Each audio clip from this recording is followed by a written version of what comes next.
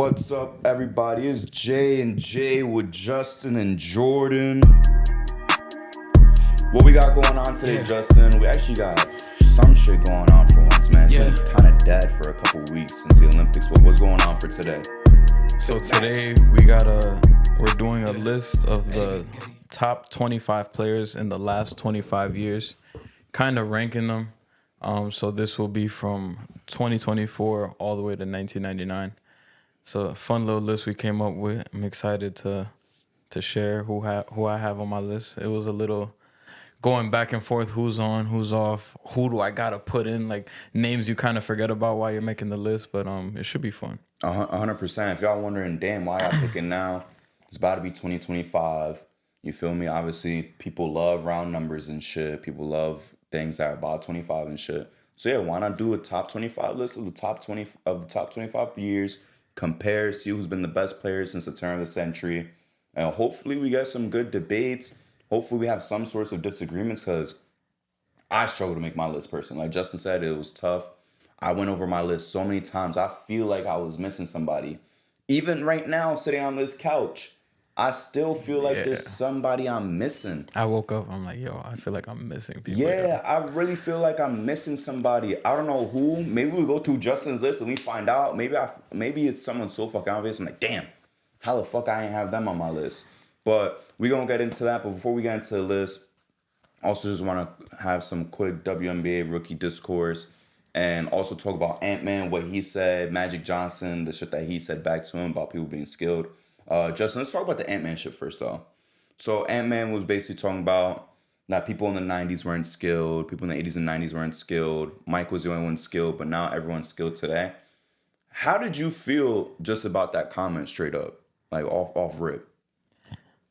I mean, it's not. I mean, no disrespect to Ant. It's kind of. I mean, I see where he's coming from, but it was kind of ignorant, just because I think the extended clip, because it gets cut off. I think he said he doesn't watch 90. He didn't watch 90s basketball. Yeah, he said he's not from that time. Some shit So like that. he said that.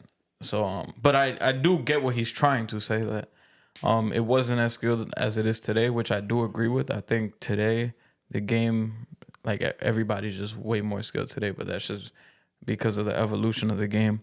Back then, it wasn't really like that. And he was trying to say that, like, MJ was really the only motherfucker that was, like, truly, truly skilled. Which in that case, I do agree. Back then, it was really, like, a handful of guys. And back then, a lot more people were really, like, yo, you're really relying on your athleticism a lot. Mm-hmm. Like, and you even had guys in the league. Like, there's some guys that played in the league back then that I'm like, they would not play now. No, absolutely like, not. No disrespect, but like Spud Webbs and Muggsy Bogues would not play today. I'm not even picking on the short niggas. I ain't gonna lie. Like them, obviously. But like, bro, Jerome Kersey's not playing today. Yeah. I'm being honest with you. Byron Russell is not playing today. And he's like 6'7", 6'8". He was guarding Mike. Like, again, I know where Ant's coming from. He just put out the message in the wrong way, in my opinion. Obviously, the league is way more skilled today. The average player today is shitting on the average player from back then. The sixth man back then, maybe even some stars back then, can't really compete with the 10th man on the roster today. And the reason for that is the reason why I named Jerome Kersey, the reason why I named Byron Russell is back then, guys just had roles if you weren't the star. Yeah. It wasn't like today where it's like, I need you to play make and defend. I need you to play make and shoot. I need you to play make, shoot, and defend. I need you to, as a big, rebound, come out to the three-point line as well, like a Brook Lopez, and not even be a top 3 option. Yeah. But back then, it was Jerome Kersey, just play defense on the wing. I don't need you to score 10 points. Just go play defense. You don't got to play make. You don't got to dribble. Just play defense, get easy cuts. That's it. You don't got to do shit. Yeah. You feel me? It's Byron cool. Russell, just play defense. Mark Jackson, you only got to play make. I never need to ask you to score 20 points. You feel me? It's a lot of heads like that. Yeah. And Mark Jackson has 10,000 assists. That's no disrespect to him, but you played a fucking role of just true traditional point guard. You never had to go above and beyond and do anything like that. Like a Steve Nash, for example, who got exactly one more assist than you. None of those guys had to do that shit. And I will say, though, like, the top guys, like I always say shit, the top guys of any era you could plug into any time. You could put Wilt in the 90s, he's gonna dominate. You could put Mike today, he's gonna excel. You could put Bron in the fucking 80s and he's gonna excel. Chuck, you could bring him today. Chuck would be fantastic today. I ain't gonna lie to you. You could put KG today. You could put KG in the 70s. He's gonna dominate. Kobe today is gonna dominate. But when we talk about the average dude, bro, like respectfully, you said Cade Cunningham, who's never even made an All-Star game, hopefully makes it this year. I really love Cade Cunningham. He would be like a top 3 fucking point guard in the 90s. Yeah. Like, legitimately. Imagine John Paxson today. He's not playing. He's not making a G League roster. He would be one of those guys who graduates college and probably doesn't even find professional ball in Europe. It's crazy. Dante DiVincenzo is frying John Paxson. And he's like John Paxson. DiVincenzo is going back then and cooking Dan Marley, who was a starter on a finals team. Yeah. He is cooking Dan Marley, bro. And he's our, what, 7th man? Yeah. He's cooking Craig Elo. I feel like I'm picking on all the white people. Hold on. Let me pick some new people. Like, he's just killing a lot of these guys back then, bro. Like, there's nothing wrong with that. But in terms of what Ant said, like, Hakeem is skilled as fuck. Barkley's skilled. Karl Malone's skilled. John Stockton, as much as people want to say like, he's boring and shit, he's skilled. Obviously, no, Mike is skilled. Scottie Pippen became a skilled player. But those guys, kind of like how Ant is saying, were an anomaly. Kevin Porter Jr. is an all-star in the 90s. He's not even a top 70 player. I don't think he's a top one. I know he's not a top 100 player. I know it. I know it, bro. I know it. And to even transition this into Gobert discussions, for example, like this is what pisses me off. Like, Mutombo today would not be able to guard niggas on the perimeter like Gobert either. You feel me? Gobert would have been elite in the 90s. Gobert would be elite. If you switch Gobert Mutombo, we frying Mutombo on Twitter, joking around on him because Steph, one of the best perimeter players of all time, cooked him on the 3-point line. Meanwhile, Gobert would be back there shutting down centers, guarding centers. The only center who could really come out to the perimeter, love Patrick Ewing, bro. I fuck with David Robinson. Hakeem is the only one who's coming out to the perimeter and being effective as a defender. Yeah. So we gotta cut that Gobert shot too. Like the game is just different, bro. Yeah. The game is different. There's not much more to say. Yeah. But the Magic Johnson shit was immature. That shit was beyond mature. I don't know if you saw what he said. Oh, when he was like, he said, I don't listen to people who never won championships. He was like, you didn't win a college championship. I don't know if you won high school. That shit was funny as fuck. I think that shit's so lame, bro. Like, nah, because about basketball. That just showed me that, like, damn, Magic was tight. He was tight. Because Magic is always smiling, happy. When he said that shit, I'm like, oh, yeah, that nigga's tight. And what got me tight, too, was Kevin Garnett getting involved in the discussion, right? And then KG being like, oh, we're talking shit. Like, none of them niggas could play back then, right? And it pissed me off personally because Kevin Garnett was that prototype of skilled bigs, you feel me? That can handle the rock and shit. My brother, you are the reason why we have a Giannis today. Like, understand that. You're the reason why guys who are 6'10 can be trusted with the ball. A guy like a Kevin Durant, a guy like a Paolo. You are the reason why these guys are primary ball handlers. We are not fucking talking about you. Because I'm on Ant's side with what he said, but it was the wrong way. He had the right message. He put out the wrong way. We are not talking about you, bro. We are talking about the Craig Elos of that time. We were talking about, like I said, the Byron Russells. We were talking about guys like that. The Otis Thorpes. Like, those are the guys we're talking about. We're not talking about a Kevin Garnett. You are skilled as fuck. Yeah. You were that prototype. You were the model of why the league looks like how it is today. To be a 20, 12, and 6 assist guy while playing elite defense. That was you, bro. That was you, and that's why the league is how it is now. So I don't know why he took so much offense to that. I'm tired of that toughness shit, bro. Bro, there's nothing cool. Guy used to punch people in the face because you couldn't guard them. You couldn't keep them in front of you. Not my fault you have bad footwork on defense. Not my fucking fault you couldn't guard a mop. So you just resort to hitting somebody in the back of the head when they go for a layup, when they get past you.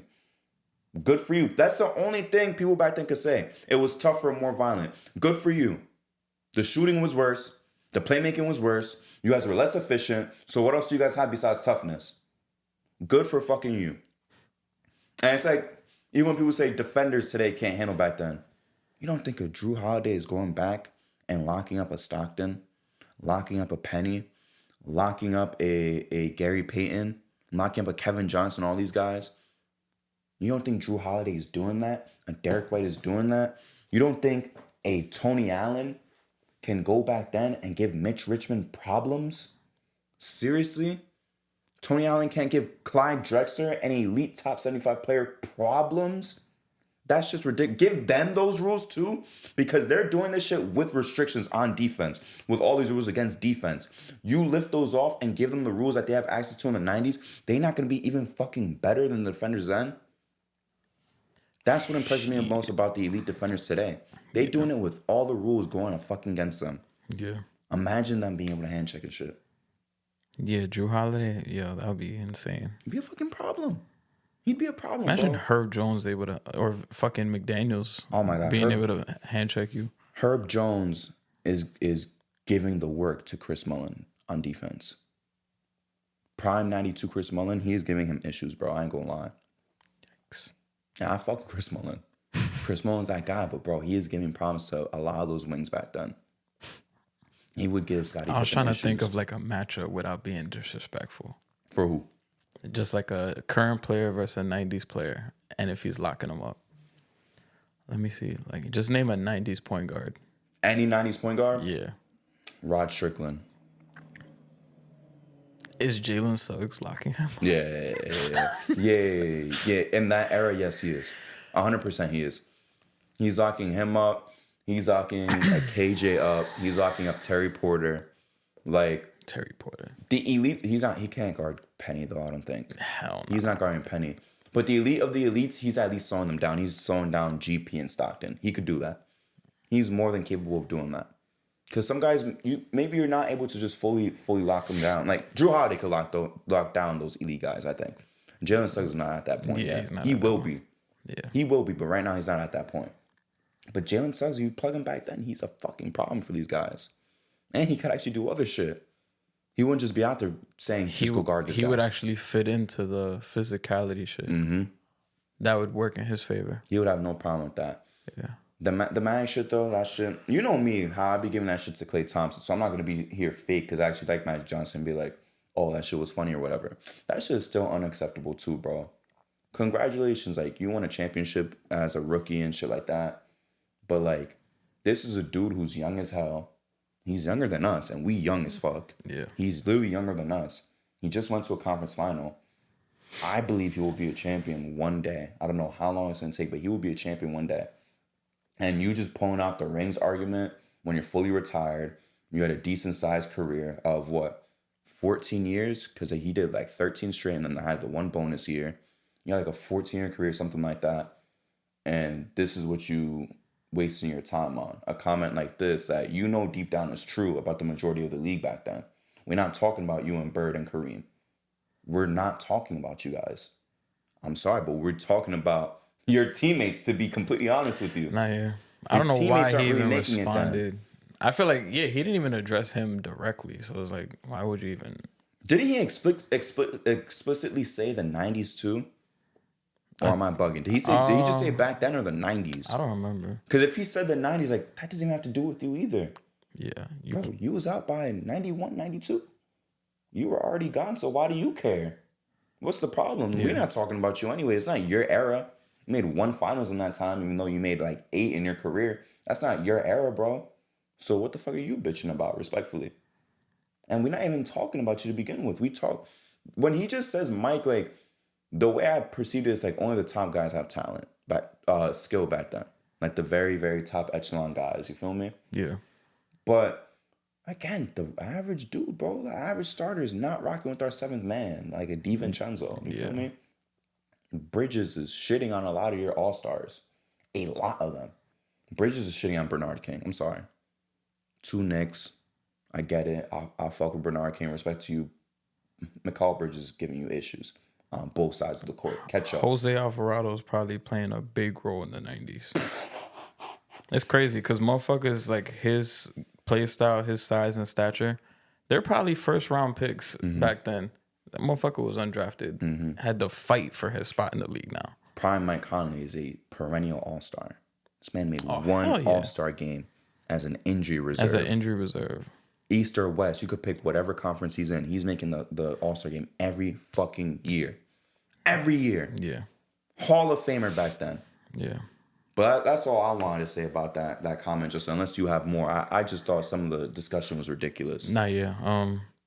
I get what Ant was trying to say. I think he just didn't say it properly. That's really what it was.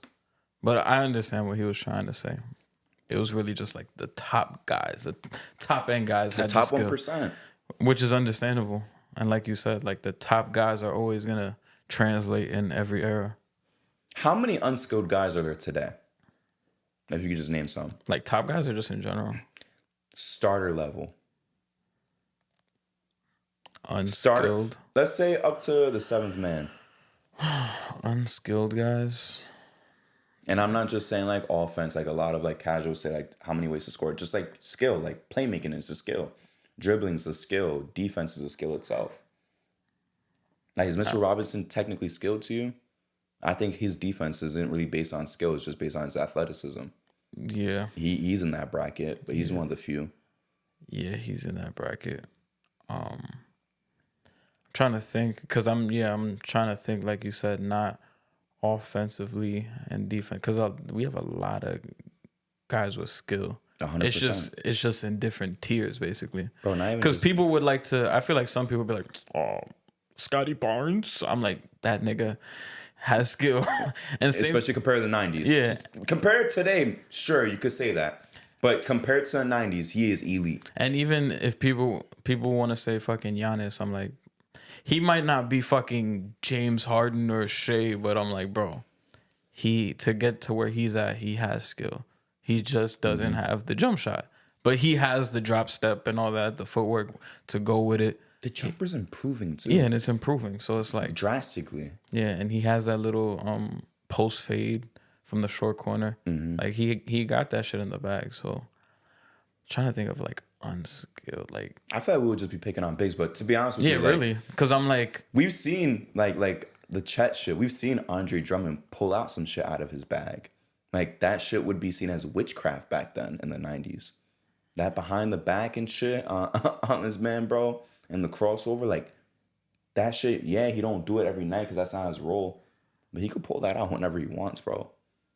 I don't think a DeAndre Jordan who's gone right now would. Oh yeah, he goes into unskilled. We just playing a bunch of bigs. It's and mostly unskilled. bigs, yeah. But it's not even a lot of bigs though, like it used to be. I mean, yeah. It's few guys. I mean, if I'm thinking of like, I'm not right now. I'm thinking of motherfuckers that are out the league. Like, yeah, I'm not even thinking of current guys. Like, that's how much the league has changed. Bro, just in a couple of years, like, you know, DeAndre Jordan's like gone. You feel me? He's done already. Respectfully, motherfucker made first team All NBA. Ridiculous. Because if there's no positions, he wouldn't be All NBA 4th team. To be completely honest with you. But my only point to you is like, it's a few guys. We only named 2 dudes, honestly, and one of them's out the league. Yeah. One of them's out the league. Yeah. You look at the worst teams. There's still a lot of skill on the Pistons, bro. Johnny Davis. Okay, yeah, sure. Like I don't fuck with Kuzma. Kuzma's really fucking skilled, bro. I love Cade. He's because I'm just trying. skilled. I was trying to think of all the bad teams. I'm like, somebody in there got somebody at the end of the bench. Oh man. Wait, the Bulls definitely got somebody. I was about to say some bogus shit. What? Is Killian Hayes more skilled than a bunch of guys from back then? Yeah. All right, this is the last one before we move on. What about Frank? Nah. Can Frank average 10 points in the 90s with the two-way ability as well? I'm gonna be honest with you. He can. Damn near. He can. Because I was gonna say he could average like 8, but that's right there. The thing is too, like, I think his career high is like 6, bro. Like points right per now, game, which is so sad.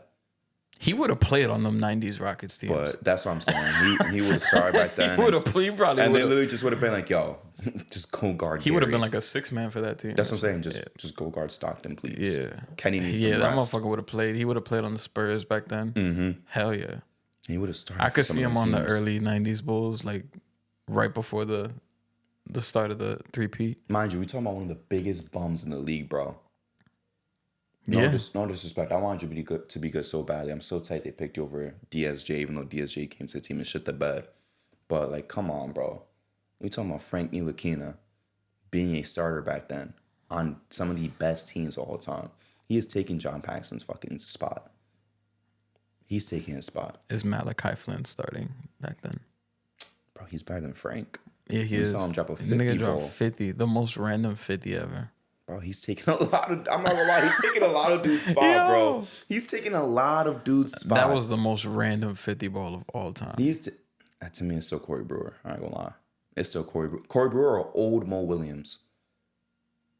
Those were... Malachi Flynn's was dumb Didn't random. them just come in the same season, too? Or they were a year apart? I think it was a year apart. It might have been a year apart. That shit was ridiculous to me. I think the Corey Brewer one was more random than Mo Williams, in all honesty. Yeah. Because, like, Hell damn, yeah. bro. At least Mo Williams used to be an all-star one time. Yeah, Corey Brewer. He used to average 17. Corey Brewer, have you ever averaged 12, 13 I remember points? Terrence Ross's shit. That was insane. But I could believe that. Yeah. Like, that one, like, it's like a, what the fuck? But it's also like, yeah, he just got hot. But Corey Brewer's like, damn, bro, like, you heated up and then what? Your coach just trusted you and kept calling your number? That's crazy. Coach calling your number is wild. No disrespect to Corey Brewer. That one is super fucking random to me. But let's move into this WNBA talk. Justin, you are the specialist. We see that the season is coming to an end right now soon. The award races are heating up still. Talking about Caitlin Clark versus Angel Reese. They just faced off again.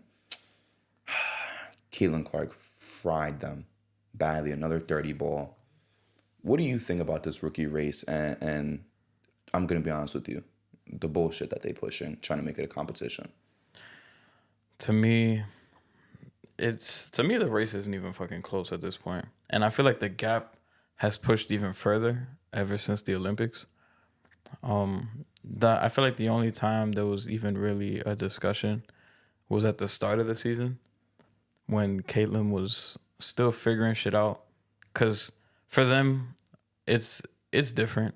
They're finishing their college season, and then maybe 2 weeks later they're getting drafted into the league. That's so crazy. And then a month later, that's it. They're in the regular season. Mm-hmm. So she didn't really have like an off season going from college to the pros. She just got thrown right into the fire, and we saw her struggling off rip. And that was really the only time you could say that her and Angel was like a debate for the race. And even then, Angel wasn't that like overwhelmingly better. I think Angel started to pick it up around the same time when Caitlin was also trying to figure shit out, like right before the Olympics. And that was like the time where it was like, all right, Angel's picking it up too. But even then, I felt like the strides that Caitlin was making in her game was just like, yeah, Angel's having these good games, these good like stat sheet stuff in the stat sheet and shit, but like Caitlin's doing everything, bro. Yeah. And like, and if you take the box score out of it, just seeing the maturity in her game, like in like that short span, is insane. And then coming off of the Olympics, I remember everybody had this whole shit about her being left off. It's probably the best thing for her being left off, because now she had like a mini off season and she got to just be in the lab. I could tell by her first like 2 games back, she was definitely watching hella film. Mm-hmm. And she came back like sharp, like off rip. Like she's a lot more decisive. She's trusting her teammates more, attacking. She's making all the right reads. And Angel's been kind of like, I know she had the couple 20 rebound games, but she's been very inefficient scoring. But to me, this Rookie of the Year race is Caitlin Clark like all the way. And that's not even like, I'm not even saying that like disrespectfully. It's just the shit that she's doing and just watching the game, like how much she's improved. The season started in May. We're in August. And she looks like 2 completely different players at this point from that time difference. And we were talking about it before the show. She already broke the assist record, 3-point rookie record. Yeah, 3-point rookie record. I think the assist record might have been before the Olympics. She just broke the 3-point rookie record probably like 2 games ago. So the shit she's been able to do so far, it's insane and it's scary. And I think they might be like they might be like in the playoff hunt or like right there at the bottom. But yeah, what she's been able to do is fucking scary, and I'm excited to see what she can grow into. And I'm just imagining with like a full off season, how scary it's gonna be for the league. Cause yeah, the top dogs in the WNBA right now, she's not quite there yet, but damn, she's getting there. Cause it's looking bright though for her.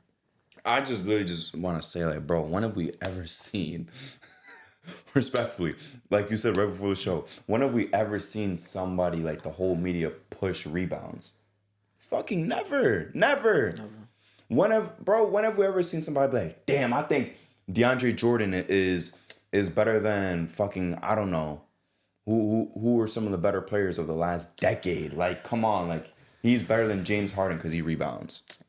Yeah, he's better than Curry because he rebounds. Nobody put DeAndre Jordan in all-time talks. You feel me? DeAndre Jordan's better than Damian Lillard because of rebounds. That shit is ridiculous, bro. And the agenda they're pushing is crazy. Like the Twitter post we talked about. I think it was Bleacher Report or NBA Central that posted some shit like, oh, 3 straight 20 rebound games hasn't been done since Ben Wallace. And then ASAP Drummond tweeted that and said, I think y'all forgetting somebody. I think Drummond did it 4 games in a row even. I could be wrong. But I'm just saying, I've never seen rebounds ever have such an importance in a basketball debate in my lifetime.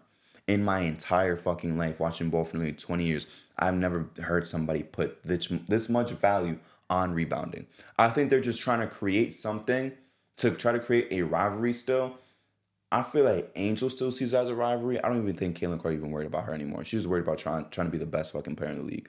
Yeah. And like I told you before the show, that Rookie of the Year race was over once you broke the assist record to me.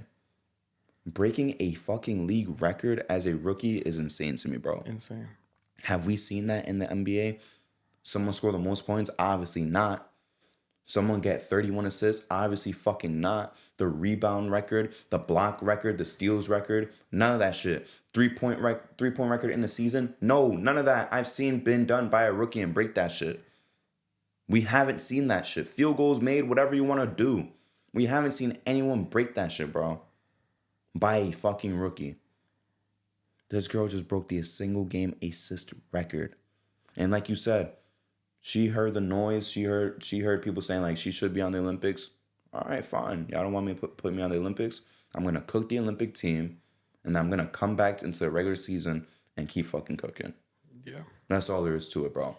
This shit was never a race for the past month and a half. We need to stop trying to push some shit just like there's some sort of race. There's no race. That's fine.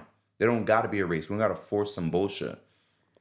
Yeah, I'm trying to look at the stats right now. This, I think, will kind of just tell you everything you need to know. Oh, fuck. I lost it. I'm going to get it back. Nah, that's fine. Yeah, I got it right here. So, since the comeback for the WNBA after post-Olympics, in 6 games, Caitlin Clark is averaging 24 a game, 5 rebounds, 8.5 assists on 47 and 37 splits. Mm-hmm. She do got to clean up on the turnovers. She's at like 4.8, like basically 5 turnovers a game, yeah. Which you know is going to happen because she handles the ball and all that. She's the playmaker. That's the only shit she got to clean up on. Angel Reese in 7 games post-Olympics, so she's played 1 more game than Caitlin. 12 points per game, 16 rebounds, 1.6 assists, and the splits on 33, 0, 62 splits. So, as a big, yeah, sitting in the paint. 33% is a big. Sitting in the paint as a big. Yeah, Caitlin's more efficient, and she's shooting from 3 levels. That's just bogus as hell to me, bro. She's damn near 50%. I don't understand how you don't shoot at least 45. Even shooting, just staying in the paint, shooting 45% is bad as a big. Really fucking bad. Yeah, it is. But you can't even do 45. You at 33. Not even 40. And I gotta respect what you're doing. Yeah. The only impressive shit there is the rebounds. That's it. But the rebounds are of her own bricks. Yeah. Sometimes I be feeling like she's missing shit on purpose to get the board, bro. I'm about to see how much offensive rebounds she averages. It's a bunch. It's a fuck ton. She averages 5 offensive rebounds a game and then 7, like basically 8 defensive rebounds a game. I'm not respecting that shit, bro. I'm not gonna lie. And then for the season, she's averaging 13 rebounds. Because in the NBA, for example, there's no guys getting 5 offensive rebounds. Yeah. Nobody's doing that. Like, if you lead the league in offensive rebounds, like 3, maybe 4. Yeah, Mitchell 5 is crazy. Robinson was averaging like maybe 2.5. Yeah. Maybe 3. That's what I'm saying. And he's leading the 3 league. is great. 3 is good. 4 is great. You feel me? 5 is insane, bro. Damn it, I don't even think she's leading the league because it's not even in bold. So what are we Somebody doing? else out there. It's padding their own fucking misses, shit. bro. I don't like this shit, bro. I'm not gonna lie. You got Stephen A out there. Stephen A literally said, and I know it's Stephen A, but he's saying what a lot of the media is saying. He's not the only media personality saying this. He says, I get that Caitlyn has the playmaking and the scoring, but he said the playmaking, the scoring, and something else, and the handles. But we still got to value Angel Reese's rebounding. Like, she's still the rookie of the year to me. I said, you just said she's better than her at 3 things, bro. 3 things. You said it yourself. But no, because of rebounds, we got to give her the award. Let's give her the fucking award because of rebounds. I ain't never heard that shit. I've never heard I that. did not hear, let's give Andre Drummond the fucking rookie of the year. I didn't hear that shit. Yeah. I didn't hear, let's give Jarrett Allen this award. Come on, bro. That shit is ridiculous. It's ridiculous. It's ridiculous that there's some shit that we even got to talk about. And I wish a rookie would do some. I wish Alex Sarr would get a bunch of rebounds and shoot like shit and see if the NBA world says the same thing. Caitlin Clark's even gotten triple doubles, bro. Like in the league already. So I don't know what we're talking about. Wrap that shit up. That shit is over, bro. Yeah, I think at this point, yeah, she is. The debate's not even there. I mean, that's not to say that she's gonna be the unanimous rookie of the year. It's probably not gonna happen, but she has solidified herself like a notch above everybody else. 100%. Yeah. But you know, Angel's gonna get some first place votes. You know why, bro? They want to push that Bird Magic shit so badly. They want to push a Melo Braun rivalry so badly, bro. I think I'm gonna be mad if they get Cole rookie of the year. That I'm not gonna lie, that would piss me off more than anything. Yeah. I would rather Angel Reese win than have a Cole rookie of the year, because at least I could say like, wow, there's like some conspiracy bullshit that she even won this shit. It's But crazy. Cole They rookie were of the both year? all-stars as rookies. Hey, congratulations to them. You feel me? I'm not gonna hate on that, but when it comes to the biggest prize for a rookie, Yeah. sharing is crazy. Yeah. Sharing is fucking insane. Bro, we haven't had a co-rookie of the year in the NBA since 95. 99. 99. Who did it in 99? Steve Francis, Elton Brand. Wow, I didn't know that. Yeah. I was saying about J. Kidd. Yeah, And Grant Hill. they were before them. And then there was one more, but that might have been ABA. So there's 2 co-rookie of the years, and I really thought it was just one. I thought it was just Kidd and Grant Hill. Yeah, bro, and let's be real. There's been many years where it was deserving. You could have gave co-rookie of the year to Bron and Melo. Could have gave co-rookie of the year to Donovan Mitchell and Ben Simmons. AD and Damian Lillard, low key, because AD was still killing. He was a 13-10 guy with AD pretty just good fucking AD really defense. missed games. That's why he didn't get it. I'm trying to think. Regardless, bro, if he had the games, Dame is Yeah, still getting that Hell shit. yeah, Come yeah. on. Like, I'm trying to think of other good rookie campaigns where it was 2 good players. John Wall and Blake Griffin. yeah. I don't give a fuck. I love John Wall. I'm going to somehow bring John Wall up in almost every episode. That could have been co-rookie of the year. But guess what? You got to pick a winner. A co-MVP would kill me. I ain't going to lie. Thank God we never had that. I like that we have one. And I was trying to imagine like if we did the baseball East-West MVP, but I'm like, nah, I like it as well. I kind of do want to do that for a video, though, one day. Oh, like who Who like would have if won we in the went East? back, Who would have would've won in the won? West? Yeah. That'd be fire. Because it's like, bro, I'm not going to lie. Just talk I about think baseball Bron real quick. That should be tough. like crazy. Not only that, because you know how I feel about Kobe. Like, Kobe has a couple more. Honestly, he has a couple more. Because the years where Bron and Wade was like the best in the league, like he was right there. Kevin Durant would have more. Yeah. Kevin Durant would have like 3. With all the times he's finished second, he would have 3 in total. Yeah. Maybe 4. I think he finished second 3 times before he finally won. 2012, 2013. And 20, no. Not 10, 11. Yeah. 11, 12? 11, 12. 11, 12, 12, 13. 12, There's one 13. more. Or maybe I'm just tripping. Maybe Or that's was only it two. was it 9, 10? Maybe. 09, 10? I couldn't tell you. Maybe. He But I might feel have like been. Kobe was in that race. Because I think it was bronze MVP. I think 09, 10, that's when he averaged 30 and he was only 21. He led the league. That probably is another runner-up then. So, yeah, like 3 runners-up, bro. I was like, he would have been 4-time MVP by now. There's a couple guys. Harden would have 2 more. He would have both of those Giannis ones, and Giannis would still keep his, you feel me? Yeah. This year in the East would have been Jalen Brunson. And B didn't play enough. His comp was just what, Tatum and Giannis. It was really Tatum and Giannis, yeah. Jalen Brunson would be an MVP if we had the baseball format. Yeah. Which is fine. I'm cool with us not having it. Because we already play the West. Anyways, if we were only playing East teams versus East teams, which I keep trying to push as my agenda, and West teams versus West teams, fine. But since it's been so open, obviously it makes sense for one MVP. But it would be a fun idea. But speaking of fun ideas, Justin, I think it's time to get into a list. I want to go bottom up. I'm going to tell you right now. 25-1, right? 25-1. I definitely want to go bottom up. I don't know if you wrote honorable mentions or if you just have them top of the head. I wrote some honorable mentions. I wrote some. Yeah, so I'll get into my honorable mentions real quick. You will not be seeing Paul Pierce, T-Mac, Tony Parker, Derrick Rose, Chris Bosh, Blake Griffin, Kyrie Irving, Jimmy Butler, or any of the 04 Pistons in this list. I think I had like 2 of those guys. Yeah. But they're at like the top of the list. That's perfectly fine. What were some of your honorable mentions then? By the way, I didn't name Paul George. I didn't put him either. He's not even making my shit. My honorable mentions are Gilbert Arenas. Ooh, that's a good one. Manu Ginobili, Jermaine O'Neal, Chauncey Billups, Vince Carter. You don't got Jermaine O'Neal? Nah, I'm fucking with you. Nah, Ginobili, I didn't really want to put him in honorable mention as an individual, but Jermaine O'Neal is a good one. Gilbert Arenas is a cool one, a little bit on the lower end compared to some of the names I named. Vince Carter is obviously not even in our honorable mentions either. But man, Gilbert Arenas and Jermaine O'Neal, 2 really good shout-outs. I have Vince Carter here, and I have the parentheses just in case niggas were like, no Vince Carter.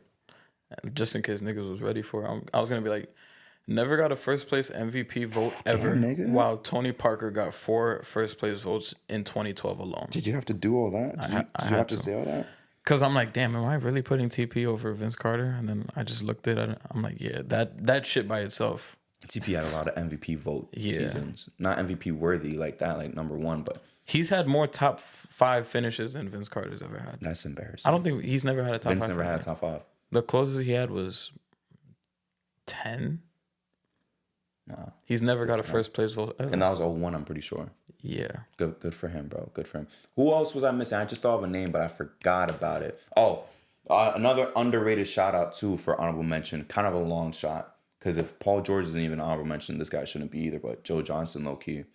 I didn't even think he kind of could have forced his way in, but not really. Yeah. But man, a lot of fucking time in the past 25 years.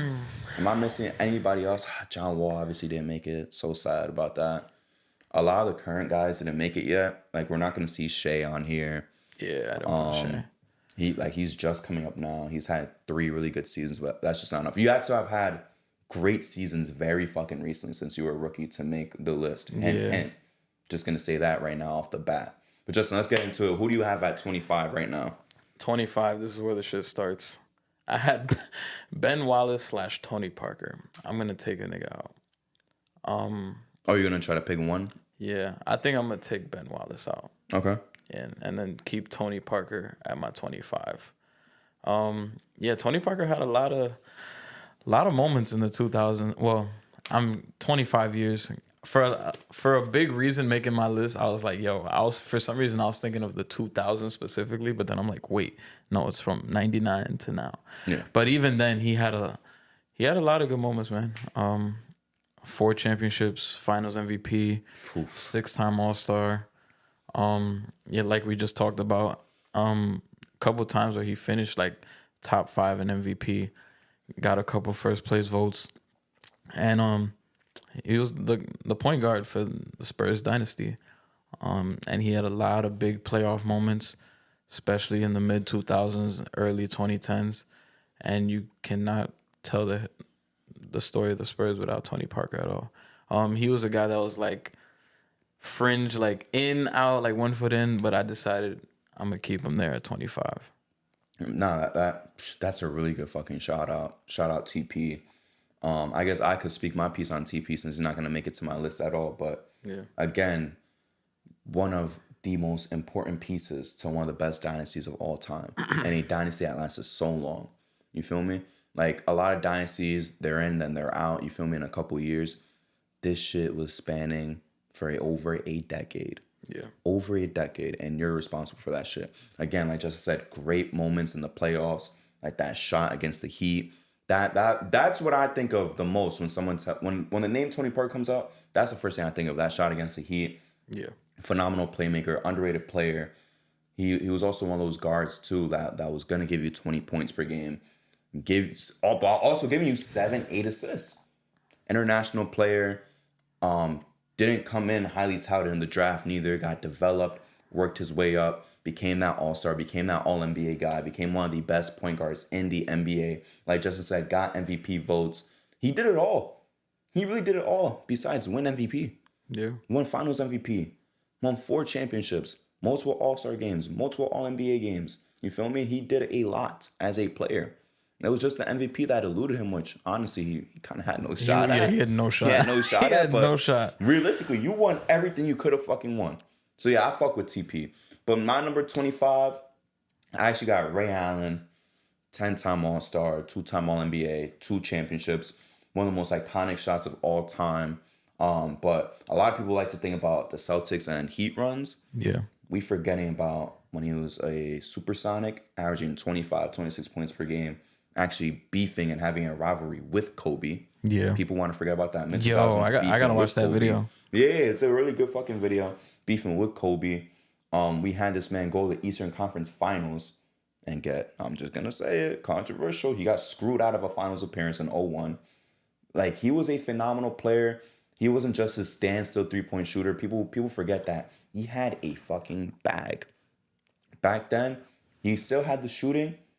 He was going to the fucking cup and dunking on Go niggas, back bro. and watch Game 6, 01 Eastern Conference Finals.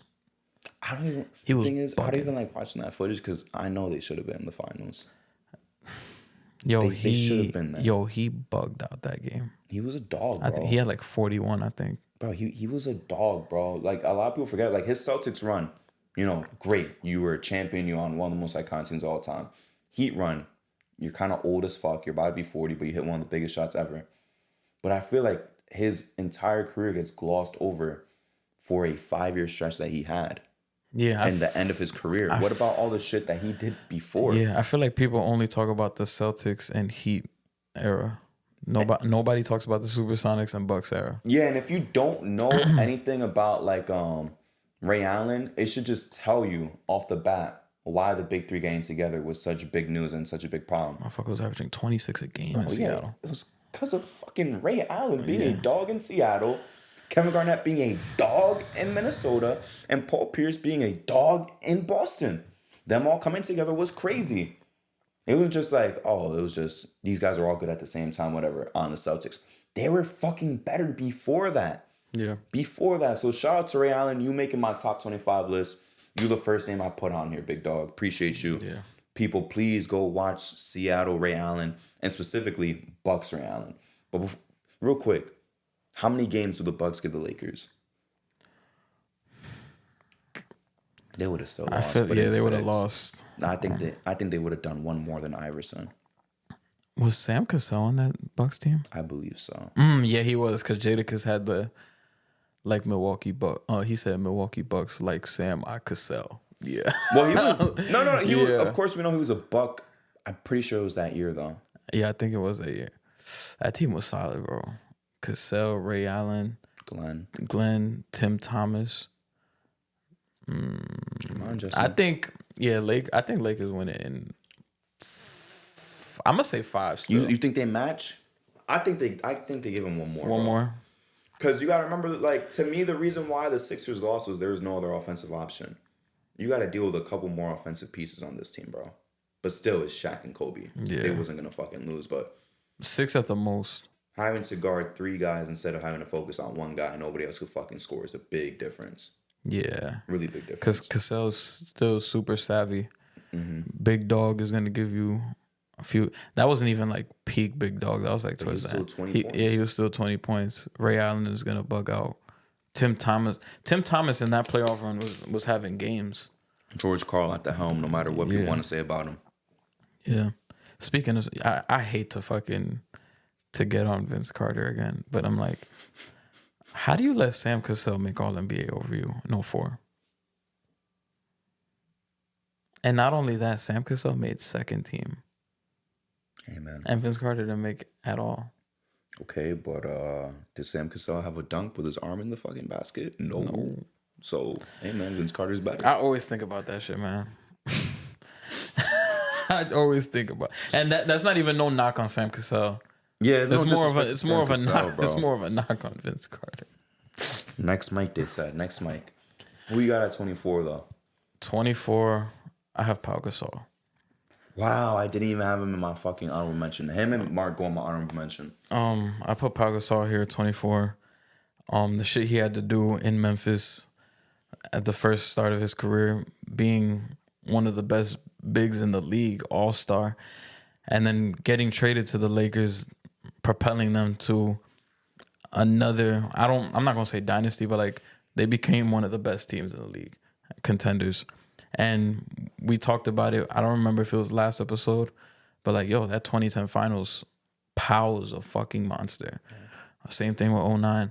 And some people were having conversations about Pau Gasol being finals MVP in 2010, but he was a big part of why that Lakers run post Shaq got rejuvenated and they were able to go to 3 straight finals, win back-to-back. And he was a guy who was low-key like ahead of his time, like coming in, like especially in the era where people were coming out of high school, coming overseas from Europe, taking chances on these guys. He was one guy that he walked into the league and was impactful off rip, became an established all-star, and became, even in his late career with the Bulls, was still an all-star. Ridiculous, bro. So, he deserved it. Yeah, Pau Gasol, giving him his flowers, putting him at 24. Shout out Paul Gasol. Again, I feel like the problem with Paul Gasol's like discussion today is a lot of people want to focus on Kobe won without a top 75 player all time. Bro, he has a case for top 75. And even then, this is still an all NBA level guy. This is an all-star caliber player, a consistent 19 and 10 for most of his fucking career. Consistent 19 and 10. This is no scrub, bro. Yeah. He was just as important to be on that Laker team. Not as Kobe, but Kobe doesn't win without him. Yeah. Never wins without him, bro. He never wins again if Paul Gasol never lands in Los Angeles. He's super underrated. And even the Bulls run, like you're talking about, like, bro, even to an extent, he was an all-star, but even on the Spurs run, he was serviceable. Yeah. More than serviceable. He lasted a long time, pause. Like you said, he changed that narrative around European players. Dirk was already good by then. Yeah. But Dirk took 2-3 years to get to that level. Paul Gasol came in and off rip was a dog. I think 17 and 10, I think. Off rip. And then got to the fucking playoffs before he went to Kobe. Yeah. He was already a playoff player. He got the Grizzlies to win 50-some games. I think 50 flat. I could be lying. I don't think it was more than 50, but he got them to win 50 flat games. Yeah, that's crazy, bro. What more could you ask for? I don't care that they got swept every time in the first round. The fact that in the West that motherfucker was like leading the charge and getting them to the playoffs a couple years.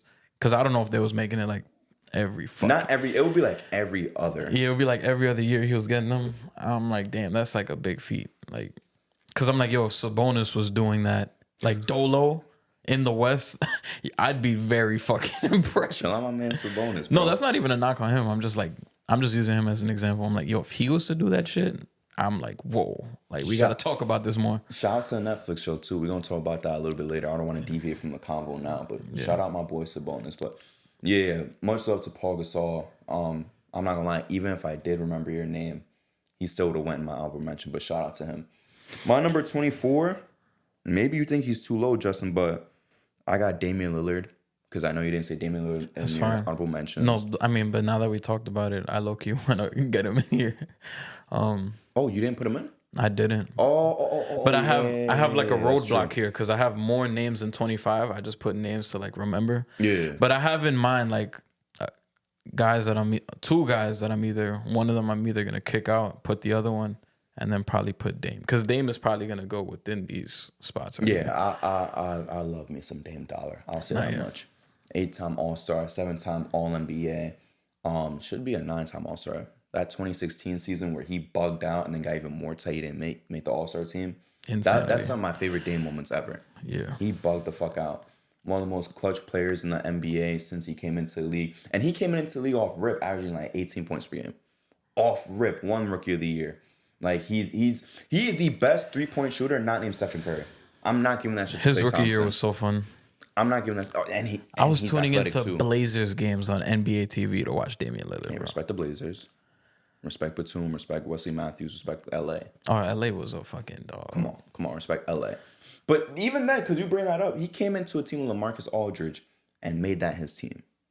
Made that his team as a rookie. And then I'll never forget by like his third year, they traded all the motherfuckers. They're like, where my team at? Yeah, just let them all go, bro. That's so sad, bro. Like he said on the podcast too, I forgot which one. I think it was Jeff Teague's shit. Like, he really could have made a run with those guys.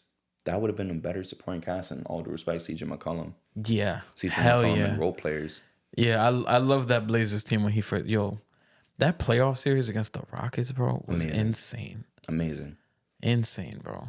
And we're not even just talking about the shot, because the shot is incredible. But we're talking about the team itself, the composition was great. Bro. The comp was great. Yeah, they was playing the Rock. That was probably Dwight Howard's last, 2015, I'll say, was like his last good playoffs. 14-15 was his last good year, but best year. Yeah, but 13-14, he was still damn good. But fucking, Damon Aldridge that year in the playoffs, shit. Them motherfuckers were unguardable, bro. And to be honest with you, I had the Rockets winning that shit. I think more people had the Rockets winning than the Blazers, to be honest with you. That was one of those series where I'm like, that's going to be a fun first-round series. It went in. I fucking delivered with the shot. I ain't gonna lie, I delivered with the shot. Bro, even the first two games, Aldridge had like 40 in the first two games. Shit was insane. Yo, I honestly do wish that they don't win a championship. They don't beat the Warriors. But I think that, maybe controversial, I think he has more conference finals appearance, at least, than he does today, which is only one. He has the one conference finals appearance. I think that if he keeps LA and the role players, and they will still have CJ McCollum regardless. They will still have him no matter what. Yeah, you'll just be coming off the bench. Either that or Wesley's on the bench. Yeah, I was gonna say, I'm like, you're either replacing Wesley Matthews for CJ. Because they had them in that 14-15 and 13-14. Right? They had him 13-14 and 14-15, or he was a rookie 14-15. Who, CJ? Yeah. No, he was a rookie 13-14. He was a rookie. Yeah. So they had him for 2 years anyways. They still had that continuity. Damn, like he gets past the Pelicans with AD, with that roster. He gets past them. Yeah, that's just better than CJ and Al-Farouq Aminu. And Mo Harkless. Like, come on, bro. The Blazers did a disservice to him. Mo Harkless got to 40% from three and just stopped shooting. Yeah. He got the incentive, though. And not even just that, too. Like, I would have done the same shit, though. I want to focus on the clutch moments, too, bro. Like, the shot over Paul George is still my favorite shot of all time, maybe. I'm not going to lie.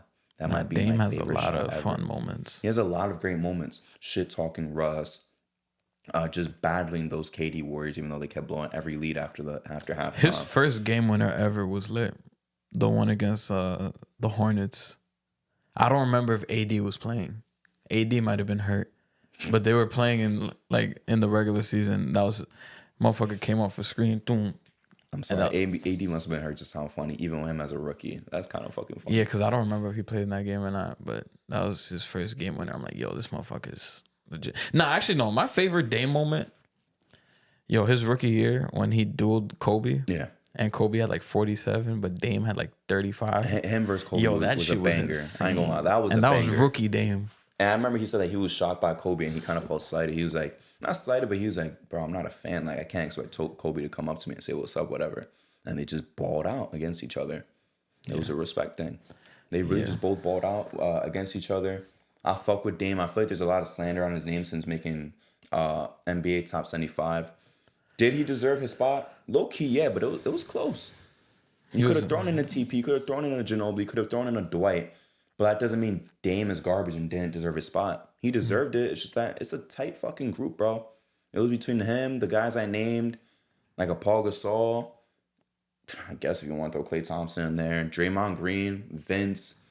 I already said T-Mac. Like there's a couple guys that could have taken that last spot. You shouldn't be shitting on Dame in his career. Like 8 All-Star, 7 All-NBA. That is a Hall of Fame career, like a real Hall of Fame career, not one of them bullshit ones. Yeah. We got to respect Damian Lillard, though. Yeah. Let's move on to the next guy, though. My 23 is Ray Allen. Shout out. Yeah, we basically talked everything about him. I don't really have to say much. Just go watch 01 Ray Allen and then go watch 05, 06 Ray Allen.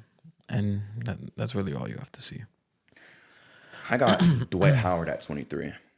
Okay. 8 All-Stars, 8 All-NBAs, all of them DPO-wise. Finals appearance.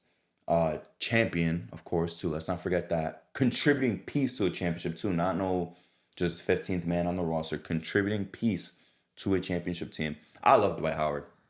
I'll say it's kind of weird to say it now due to recent situations that he's dealing with. But on a serious note, though, I fuck with Dwight Howard so much, bro. I feel like he's become criminally underrated as well. He was the best center every fucking year since his second year, probably, in the league. He was the best center in the league. Yeah. And nobody was fucking with him because Shaq was already slowing down. Ben Wallace was already slowing down as well. Sure, you could say the center competition was weak, but he was the one who took that charge and cemented himself as the best center. There was no competition for him because he was so much better than everyone else. Yeah. We're talking about a 22 and 13 guy with 3 blocks. Just dunking on motherfuckers. Yeah. You were scared to go into the paint against Dwight Howard. And he beat LeBron James led Cavs team and went to the finals. Yeah. And faced the Lakers. What more did the guy have to do? He did a lot. I mean, you know me, Justin. We talked about on the phone with Dequan too a couple nights ago. Yeah. Could have been MVP too. He would have been higher on my list if he won that 2011 MVP over D Rose. But he did it all. He's another guy that he literally did everything. Just missed out on the MVP and the Finals MVP. But Hall of Fame fucking career. I know we like to crack jokes on him about the personal shit. Hall of Fame career.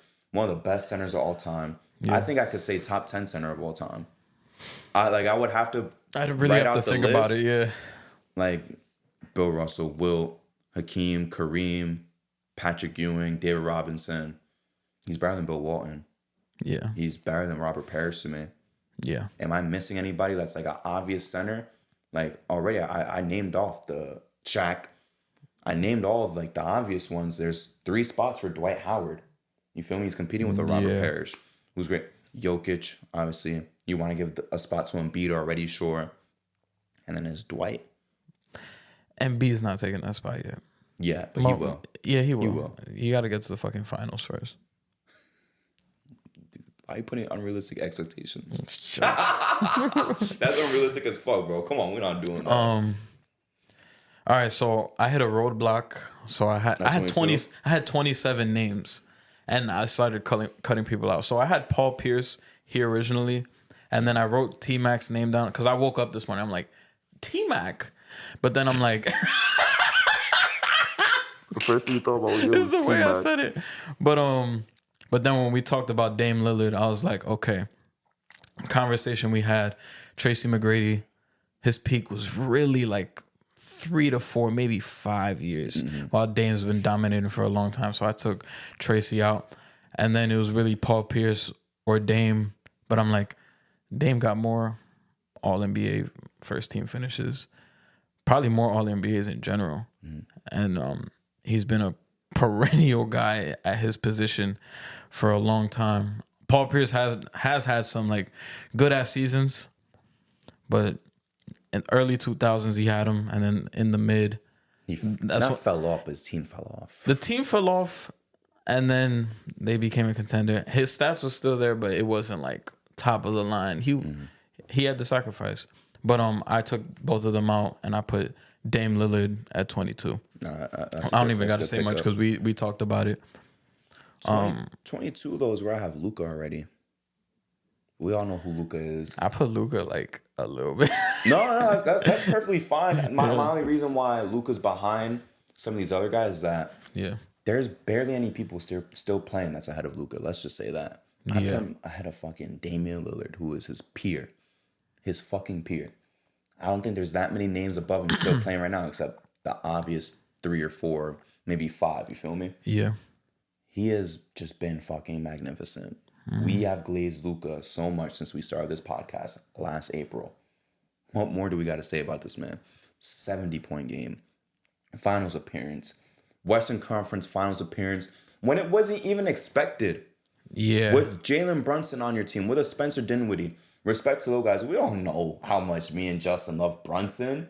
We fucking love Brunson, but let's be real. For him to beat that CP3, Devin Booker, Ayton, Bridges, Suns team, Cam Johnson, all of them on the Suns team, a 60-win team and knock them off and embarrass them. Yeah. Nobody expected that shit. Same way that this year, nobody expected Luka and the Mavs to go to the finals. Yeah. The fucking finals. Knocking off the 1 seed, beating them Clipper demons that he's had for his career. By the way, all them Clipper matchups, it didn't sound like it was his fault that he kept losing to him. You had this guy named Kawhi Leonard matching him bar for bar, efficient as fuck. He was averaging 35 in one of them fucking series, Luka Doncic, but finally exercising those Clipper demons, beating this up-and-coming Timberwolves team. All this without being a top 3 seed and going to the finals. And still, you lost, but there's certain games that he was doing his thing. But even just getting that far to the Western Conference Finals the first time, the finals this time, just beyond incredible. Yeah. Should have been MVP by now, but it's fine. He's gonna get to it. Even his rookie year, we saw him. We're like, damn, this guy's gonna be one of the fucking best players in the world for years to come. 25-5. Who else did that shit? Braun. Mike, and Luka. Wemby. No. Tyreek Evans. Oh shit. Tyreek Evans. I forgot. That's the only outlier. Yo. But that's fine. That that's motherfucker, the only outlier. He's the meme with the soldiers and the clown. Yeah. Or the dragons and the one. I almost said the R word. Broussard. Yeah, Broussarded one that looked goofy as hell. Like, bro, it's he's in there with elite company. Tyreek Evans did that shit. But we did all think Tyreek Evans is gonna be like that too. But Luka lived up to it. Yeah. There's not much else I could say about this man. And by the time his career is over, like if we do this shit all over again in 10 years, like we talking about best players since the 2000s, undoubtedly so he's gonna be top 10 at worst. Yeah. Top 7, I'm predicting, to be honest with you. Yeah. My 21, I have Carmelo Anthony. Nice. Yeah, probably my second favorite player of all time. Fucking one of the best scorers in the 2000s and even at the start of the 2010s. Nuggets don't have his number no more. But Nuggets and Knicks legend.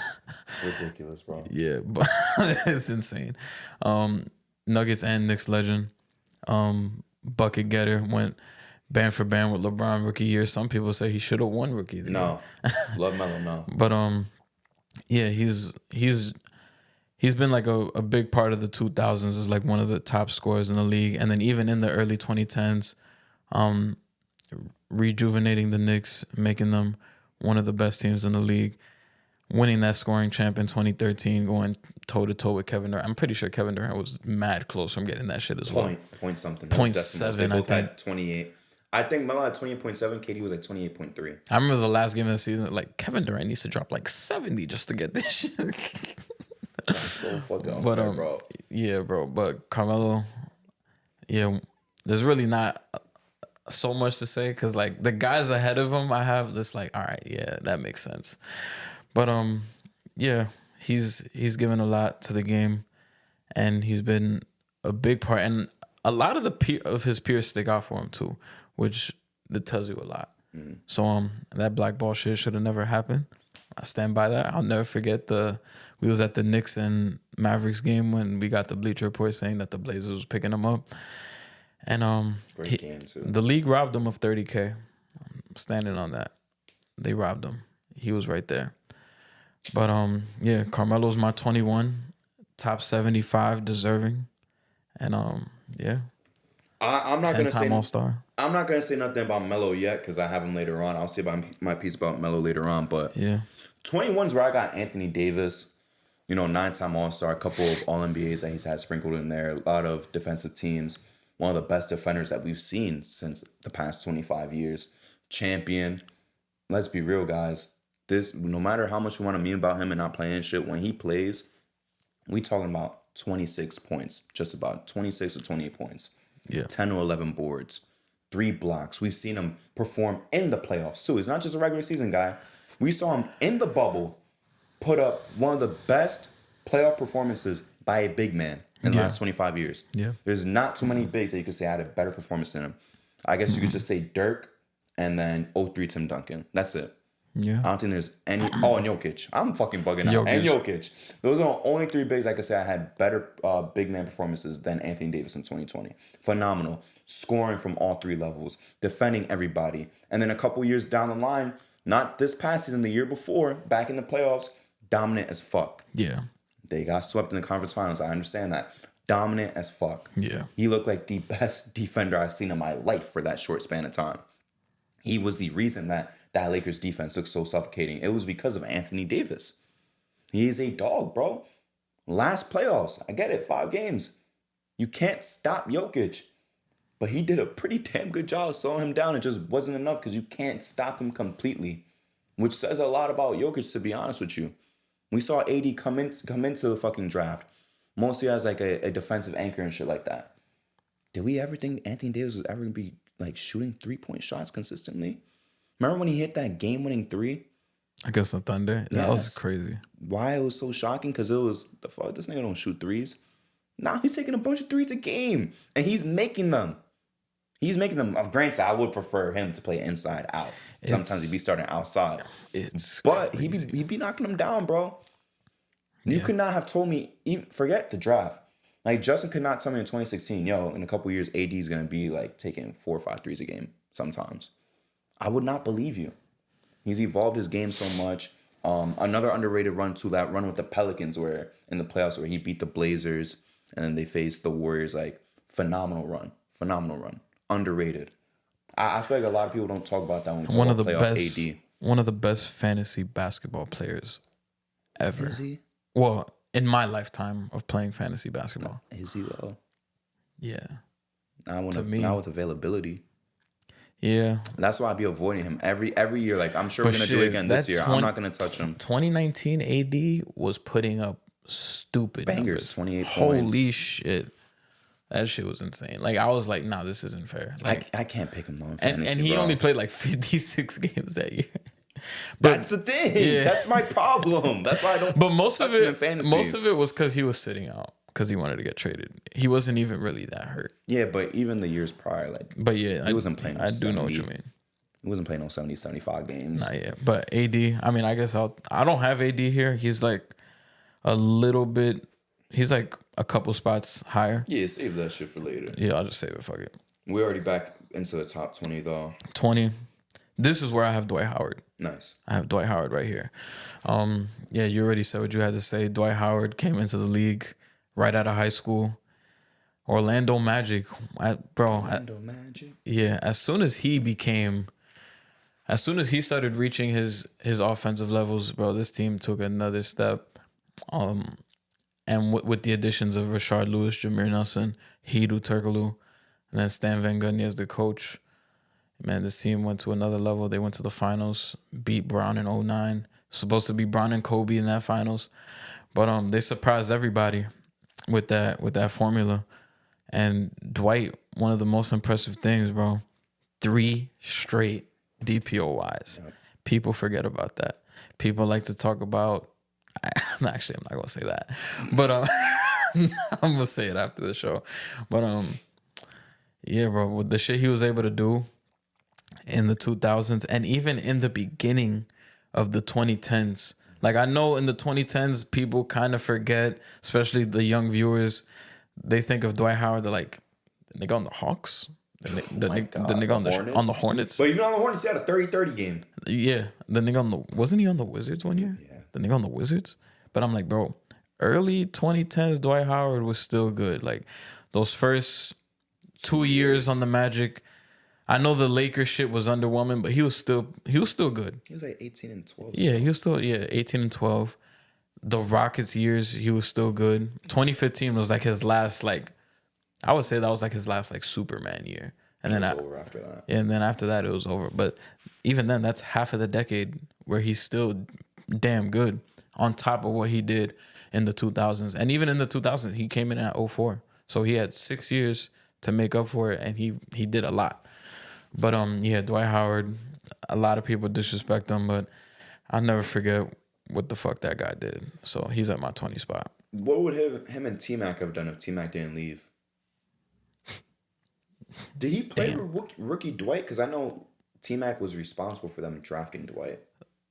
I don't think he played with rookie Dwight. Nah, he didn't. But he was there, and that's why they even got him. Dwight's rookie year was 04, 05, and that was T-Mac's first year with Houston. He was responsible for getting Dwight, though. Like, if he don't leave, you think they make any noise?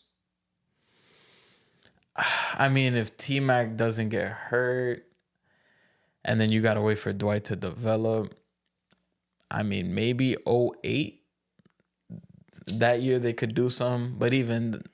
You won't put it a year before? The Celtics 06, 07? The Celtics, that's a tough mountain to climb that year. 07, bro? They could still do it. Third year Dwight. Maybe. Yeah, the East was fucking... garbage. Their only comp was what? The Heat and the Pistons? No. The Cavs and the Pistons. Cavs. Cavs and, Heat and Pistons. I don't think the Heat... I think the Heat missed the playoffs that year. In 07? 06, 07.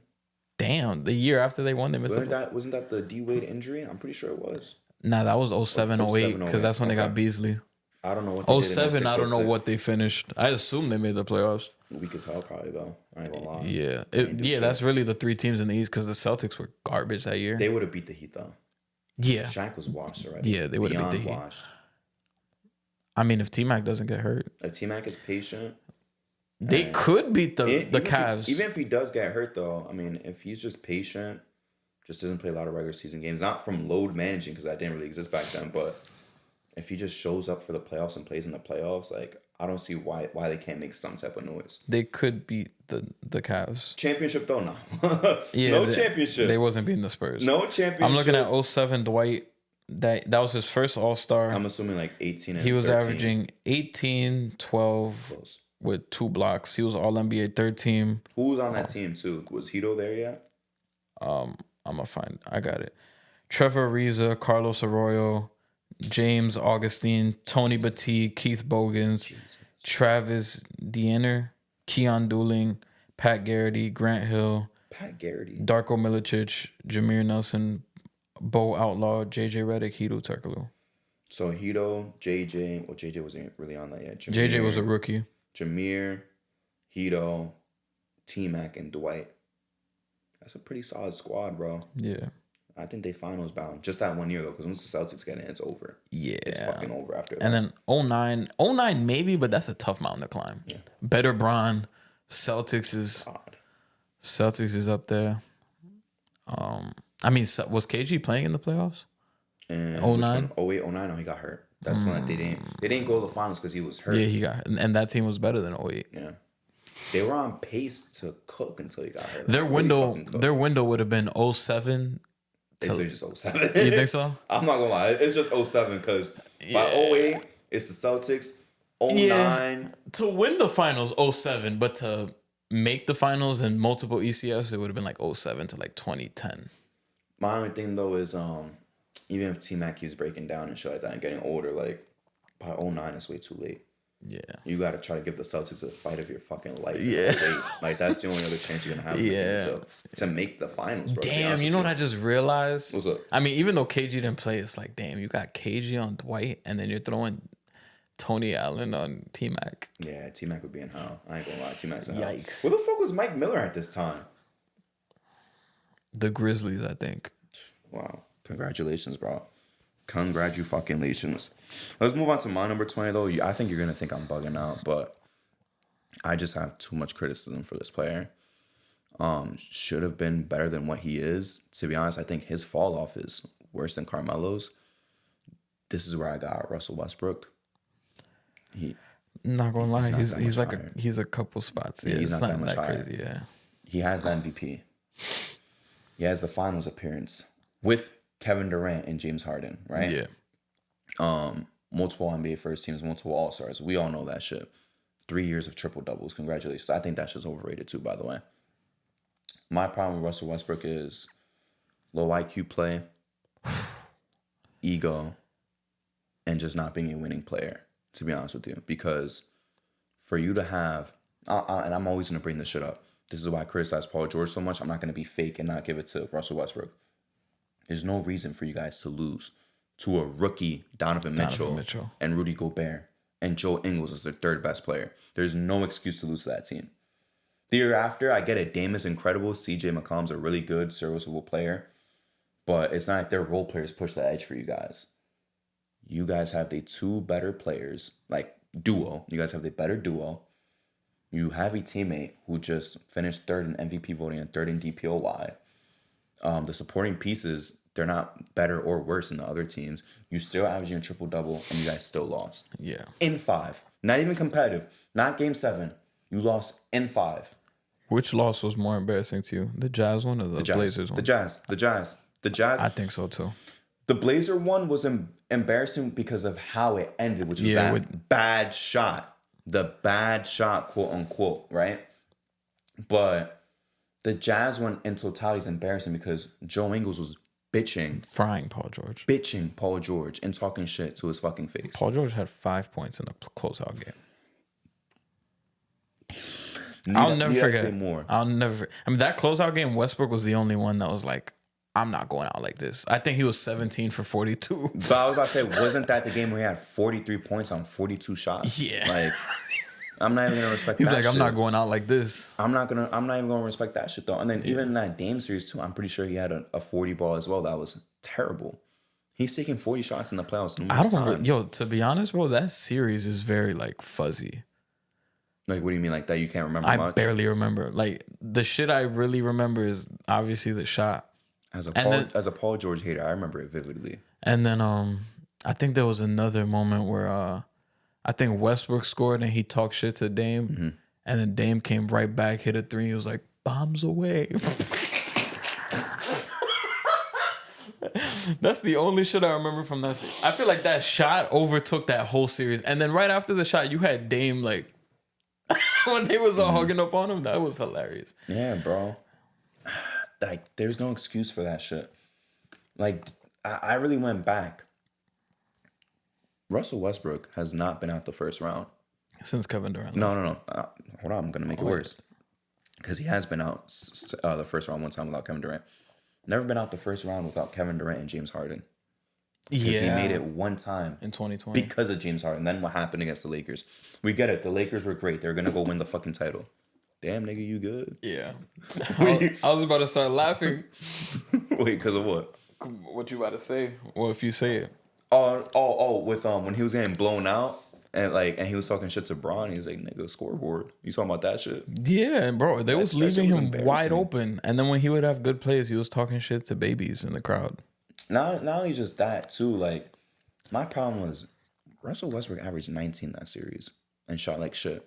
Regular season, he averaged 27. Yo, he was bugging. Once Daryl Morey was like, yeah, we're going to get the center out of here. That's the thing, too. Like, you deconstructed a roster that made it to the conference finals. Didn't they trade Clint Capella? That's my point. Yeah, they traded Clint Capella. You deconstructed a roster that made it to the conference finals before, that knows how to win, that won 60-something games. I forgot how much it was exactly. That won 60-something games, right? I think they won 64.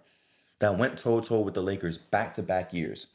And you guys just say, oh, well, we have Westbrook here. Like, let's just break this shit down. Who gives a fuck?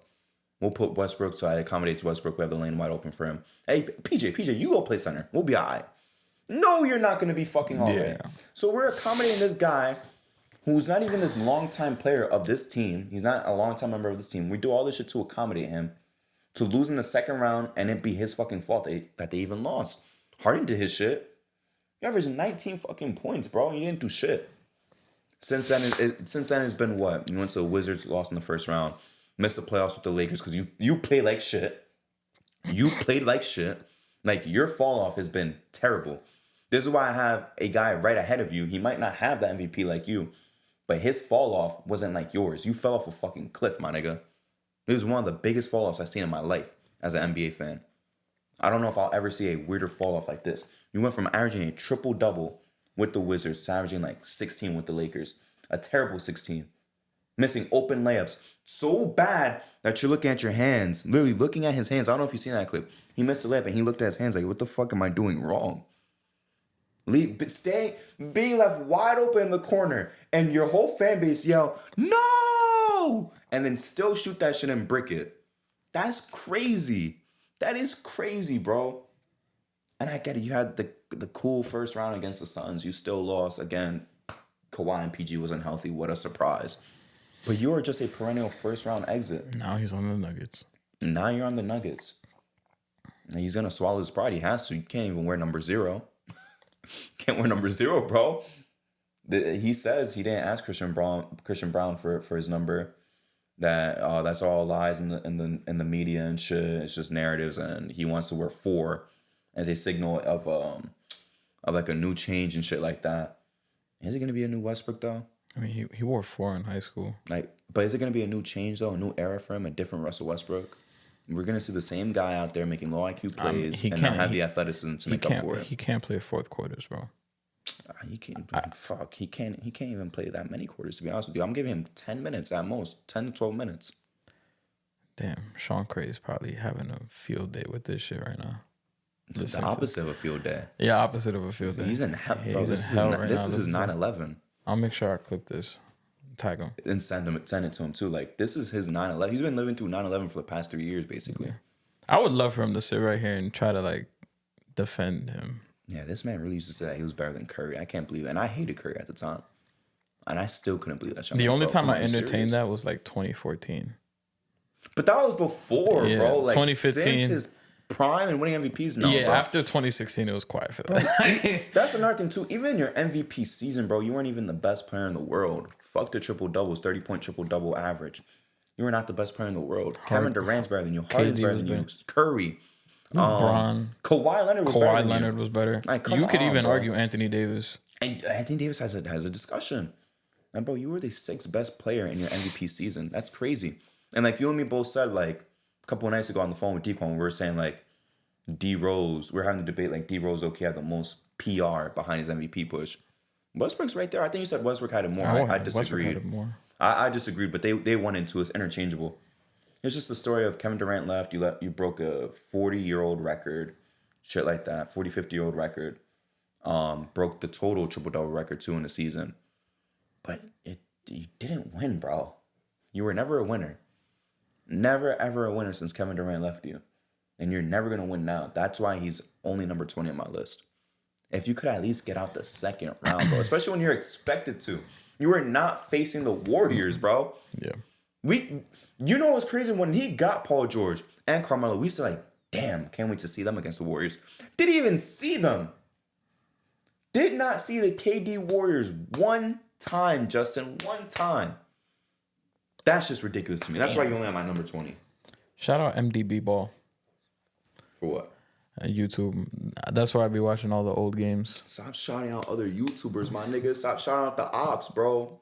We're not doing that.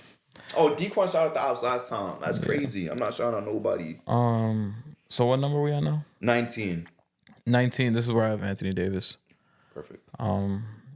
Yeah, we really talked all about it. And it's crazy because the progression for him was insane. Because usually a guy of like his prototype, it usually take him a while to get to where they're at offensively. Shit, he low-key got there by year 3. Year 2, he was already averaging 20. Yeah, he was averaging 20. He was I was going to say year 2, but then I'm like, is that a little strong? But like year 2, he was averaging 20, 10, was an all-star. I think he might have been a reserve. I don't remember if he was like stamped. But by year 3, he was like stamped all-star. And they made the playoffs in his 3rd year. Yeah, Anthony Davis fucking walked in. And even if he didn't get hurt, the rookie year probably would have been a little bit better. Because I think his rookie year, he averaged like 14 and 8. Yeah. I think it was like 13, but yeah, he almost had 13 points. It was like 13 and a half, yeah. But I remember him going band for band with Tim Duncan his first game, his NBA debut. Mm-hmm. And I was like, damn, this shit is about to be insane. What he's been able to do, And him being at this point into the list just shows you how good he is. Like there was a few years there where like this guy's a top player in the league. Like we just talked about it. 2017, Westbrook won the MVP. I believe the finalist was what? Westbrook, Harden, and Kawhi, right? Was it Kawhi or AD? I think it was Kawhi. I think it was Kawhi. I think the Kawhi. year after was AD. AD. Because 2018 was Harden. Was it Harden, Bron? It might have been Bron. I think it might have been Harden, Harden, Bron, and AD. That's the AD. That was the top three. And then, yeah, bro, like, it was, AD was like a top fucking dog. And it kind of gets like swept under the rug sometimes because like all the shit that was going on in the league at the time, because you still had KD, who's a top dog, and he's joining the Warriors. Bron was still at the top of his game. Steph Curry emerging as one of the top players in the league. You just had all this shit going on. And then AD's kind of doing this shit in the background and we're kind of not even peeping it. James Harden having these great performances. Westbrook doing the triple-double shit.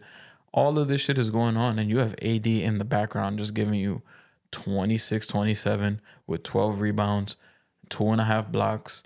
And he's doing this shit night in, night out. I remember him embarrassing fucking Andre Drummond, giving him what, like 59 one game. Like, damn, bro, we didn't have to do Andre Drummond like that. Yeah, AD is one of the best players in the. I want to say, yeah. I mean, he came in early 2010s, so yeah, I would say he's one of the best players of that decade. Mm-hmm. And even at the start of the 2020s. He's shown, like we talked about it last episode, the bubble, how elite he was. And even 2023 playoffs, he showed you like, oh, you guys don't need me to get 25. All right, I'm gonna give you 13 with elite fucking defense, and I'm gonna control the glass.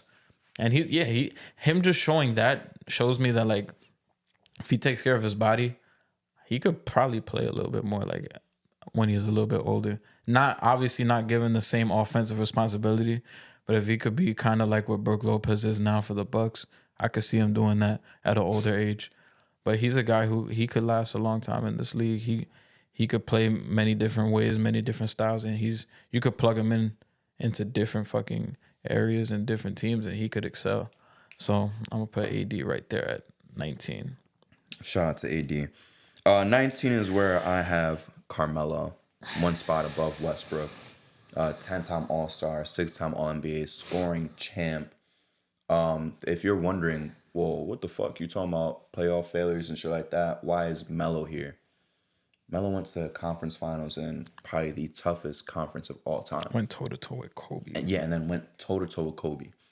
Hold on. Love CP3, but blew out CP3's Hornets in embarrassing fashion. I think they still have the record for the biggest blowout in playoff history. Didn't they beat the Mavs around too? They did, but that CP3 Hornets game was like, I think they literally won by 40 or 50. Shit, like, no, I'm about to check that shit. I'm pretty sure they still have the record for biggest playoff blowout of all time, bro. One of the best scorers I've ever seen in my life. Yeah. Like you said, went toe to toe with Bron for that Rookie of the Year. He came in. Not only just that. Fuck the Rookie of the Year. What game right? did you? Oh shit! I found it. You found it, right? How many points? 40 something. They won by 58. Yeah. 121 to 63. How many minutes did CP3 play? He played 36 minutes. Damn. Bro. CP3 went 2 for 7. He had 7? 2 for 7. He had 4 points. Bro, you gotta shoot more in a ball. 6 turnovers. What was his plus minus? Minus 38. Their leading scorer of that game was David West. I was about to say David West had 14. Damn, I was gonna say 17. Melo had 26 that game. Damn, 26, 6, and 7 all around game for Melo. Shout out to Melo. Yeah. When he was a willing passer, he was a good passer. Yeah. He just wasn't willing enough to be honest. Yeah, I was watching some of his like early Knicks, and I'm like, the motherfucker passed. Like he could. He just didn't want to. Yeah, but my thing is like, if he was more open to averaging 2 less points and even just having 1 more assist, like it opens up the game so much more. It makes defenses have to pick more between you and your teammates. Yeah, if he averaged like 4.5 assists, that would have opened a lot of shit up for him. I'm not gonna lie, I'm asking for more. If he gave me 5, holy shit. I know it's only a .5 difference, but that .5 is a big deal, bro. If you averaging 5 assists and you give me 25 points per game, Yeah. you a big fucking threat. Because damn, is this nigga gonna make a play or is he gonna score? When you gave him the ball, you knew it was gonna take him 10 seconds to score. It was not going to anybody else. That's my criticism of Melo. But Yeah, he had that fucking pass to Nene. oh, you talking about the one where he kind of went like that? When he said, Oh, do you that talking about shit. that one? There was one he had a behind his head too before. It looked like some Lucas shot. I'm like, damn, bro. Melo has some good passes in the bag, yo. He just did. Same thing with defense. Every game against LeBron, Against the top dogs, he would play D. But against LeBron specifically, he was playing his ass off on defense. But wouldn't do that for a Rudy Gay game against the Grizzlies, and then we lose to the Grizzlies. Yeah. You feel me? Wouldn't do that against DeRozan. Why the fuck not, bro? Like, we could have won so much more. Or even, we don't have to say we. You could have won so much more with the Nuggets. But what I want to say, though, from the start was, fuck the Rookie of the Year shit. Fuck him going band for band with Braun in that rookie race. Got his team to the playoffs. I think they won 17 games the year before. Yes, they did. Got them to the playoffs. Yeah. In the West. I think they only went 42-40. Still, though, the West was a fucking bloodbath. That's a big jump even then. Got that team to the fucking playoffs, bro. How? Same roster. They just add you. Not that they made free agency signings. Not that they made trades.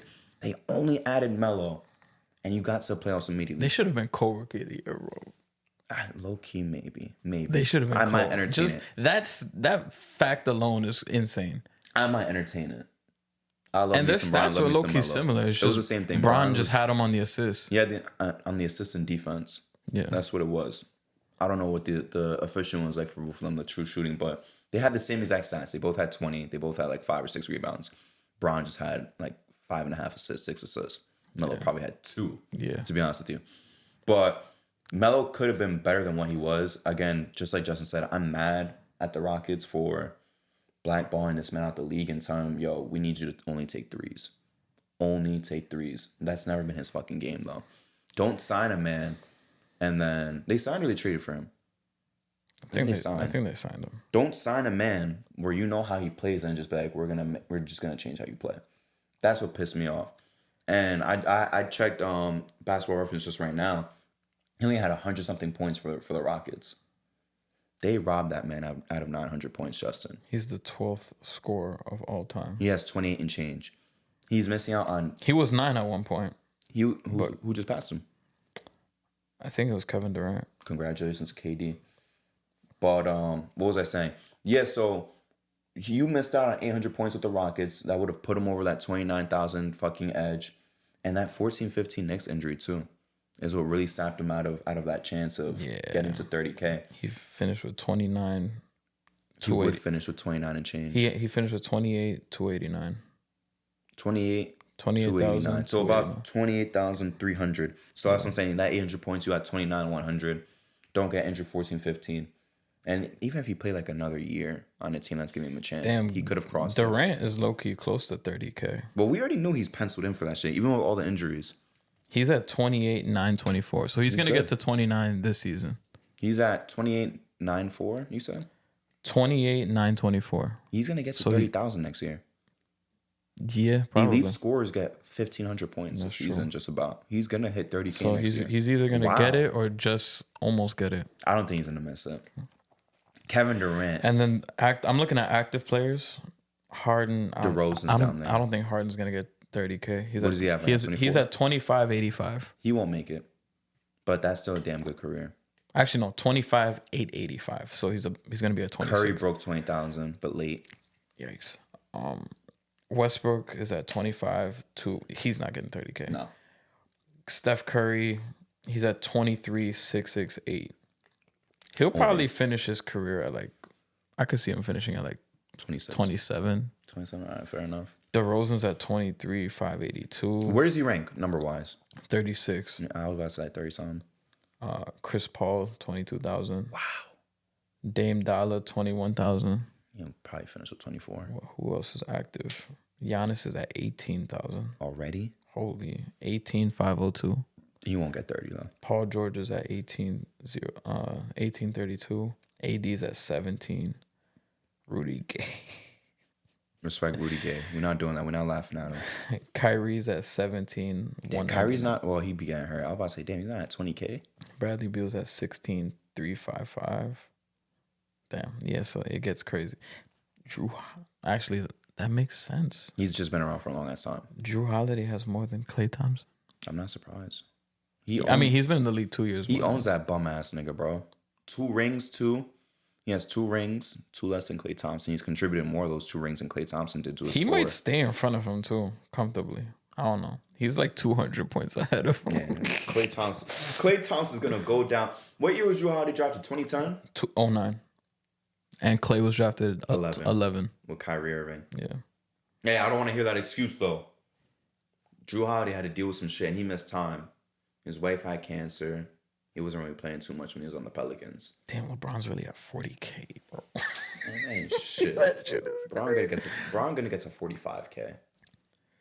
Me and my brother was talking about it. We're like, yo, what else can he do? He's already at 40K, 20-time All-Star.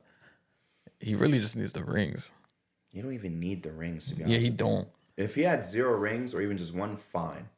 But this man has 4 championships. I wish Basketball Reference told you how many All-NBA first team, like they separated it instead of just total All-NBA. You're talking about on the top level thing.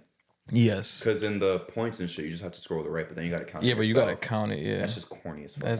Yeah. Because he has some years, like the early parts of Cleveland, he'll make first team and he'll second team. And it's like, damn, nigga. And that was his first team every year till the Lakers, the first Lakers year, I think. 4, 5, 6, 7, 8, 9, Wikipedia 10, has 11, it separated. 12. Holy. So he has 13 first teams. I'm not surprised. He probably has the most first teams of all time. Probably. Yeah. Shout out to my king, who we're definitely going to talk about later. No way we're going to ignore him. Yeah, I should have just not said anything. We down to 18, though. I feel like my 18 is kind of surprised. I think it's going to piss some people off. 18, this is where I have Westbrook. Okay. Yeah. I don't want to... I don't really want to say more than you already did. Oh, you don't want to cut a promo? Not really. I didn't have one for Westbrook.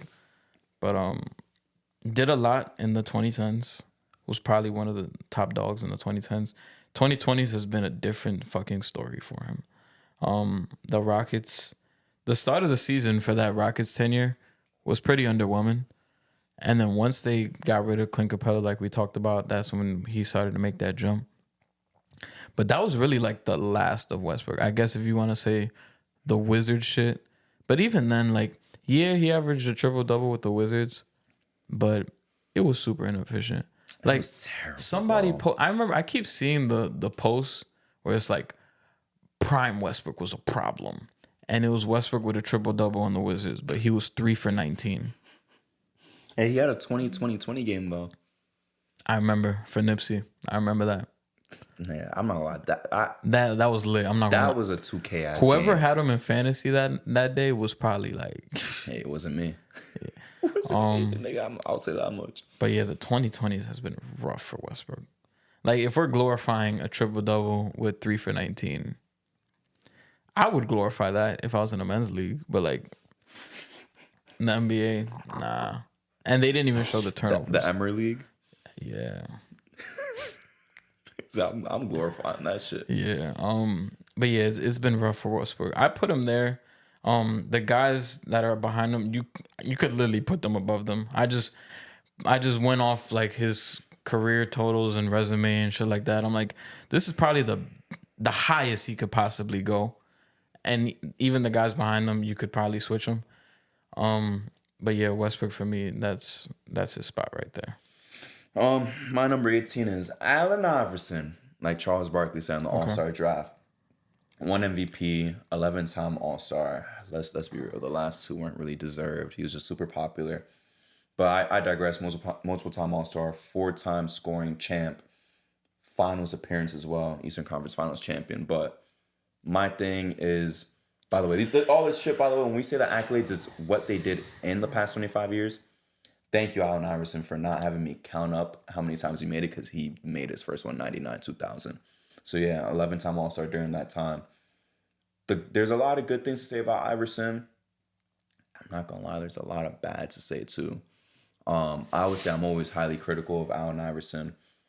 Another player where I think we're just enamored by the highlights and the cool shit that he did, but if you sit down and watch a full game, You're like, damn, he's missing a lot of fucking shots. Damn, he's taking a lot of bad fucking shots.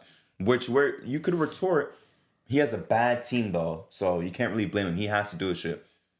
Kind of, yes, but there's been a lot of players in history who had to do everything for their team, do all the scoring for their team, and didn't look as ugly as Allen Iverson's. But to get to the positives though, got to the 0-1 finals, still one of the best runs to the finals ever. One of the most iconic runs in the finals ever. One of the best finals games. And that's the positives for him. Entertaining player to watch. Great score in terms of total. Just didn't do it efficiently. Yeah. Besides that though, like the negatives were defense was not good. I don't give a fuck if he led the league in steals a bunch of times. Steals does not make you a good defender at all. If anything, I don't like that you're taking so many gambles in the passing lane where you could get exposed. That's what's gonna expose you on defense. Trying to gamble for all these fucking passes, trying to gamble for these steals and force that shit. Yeah. Allen Iverson is not a good defender. We're not doing that shit. Playmaking, terrible. Unwilling to sacrifice. Could have done more with Melo if both of them were willing to sacrifice. That's why right when Iverson left, they were a conference finals team. It's no coincidence. You get a traditional point guard in there, a guy who doesn't have an ego, a guy who's won before. They automatically go to the conference finals. Yeah. You were left to rot in Detroit. You were left to rot in Memphis. And of course, you finished in Philly. But he's another guy. He's very comparable to Westbrook. Their fall-offs. Yeah. Incredible peaks. Both fun to watch. Both uber athletic. But man, the shit that you're doing looked ugly most of the time. And and the ugly looks even worse now because you don't even have the point totals to back it up. At least you and Westbrook had 40 on 30 shots, and that should look ugly. But now it's like you guys are taking all these shots at the end of your careers, and you're not even making them, so it's not even worth it. Because Iverson really fell off, like 09? 08, 09. 08, 09, and then he was out. Honestly, I take that back. 07, 08 is when he fell off. The last Nugget year. Is that the Nugget year that's in 2K as a classic team?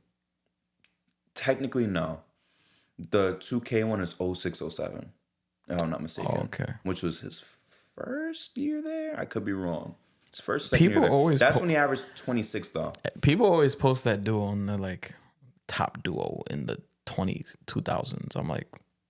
They had the look. They had the arm sleeves. They had the headband. They had the matching braids, the tattoos. They were both fun players to watch, but dude, they did not win shit. I don't think they won a series. Could be wrong. I'm gonna check right now. I don't think they've ever won a series together. Yeah. Like, he's cool. You feel me? But I think Iverson really gets overrated. That's probably the equivalent of, like, when they got Paul George and Westbrook. Yeah. And niggas was like, oh, yeah. People might hype that shit up in a couple years, to be honest with you. Yeah. Him and Melo lost to the Spurs and lost to the Lakers. In that Spurs series, he averaged 23 basically and 6 assists, 36% shooting, 29 from 3. Yikes. The year after versus the Lakers, he averaged 24.5. Still shooting higher than Angel Reese. 3% though. That's crazy. You'd have to answer your rookie. Come on.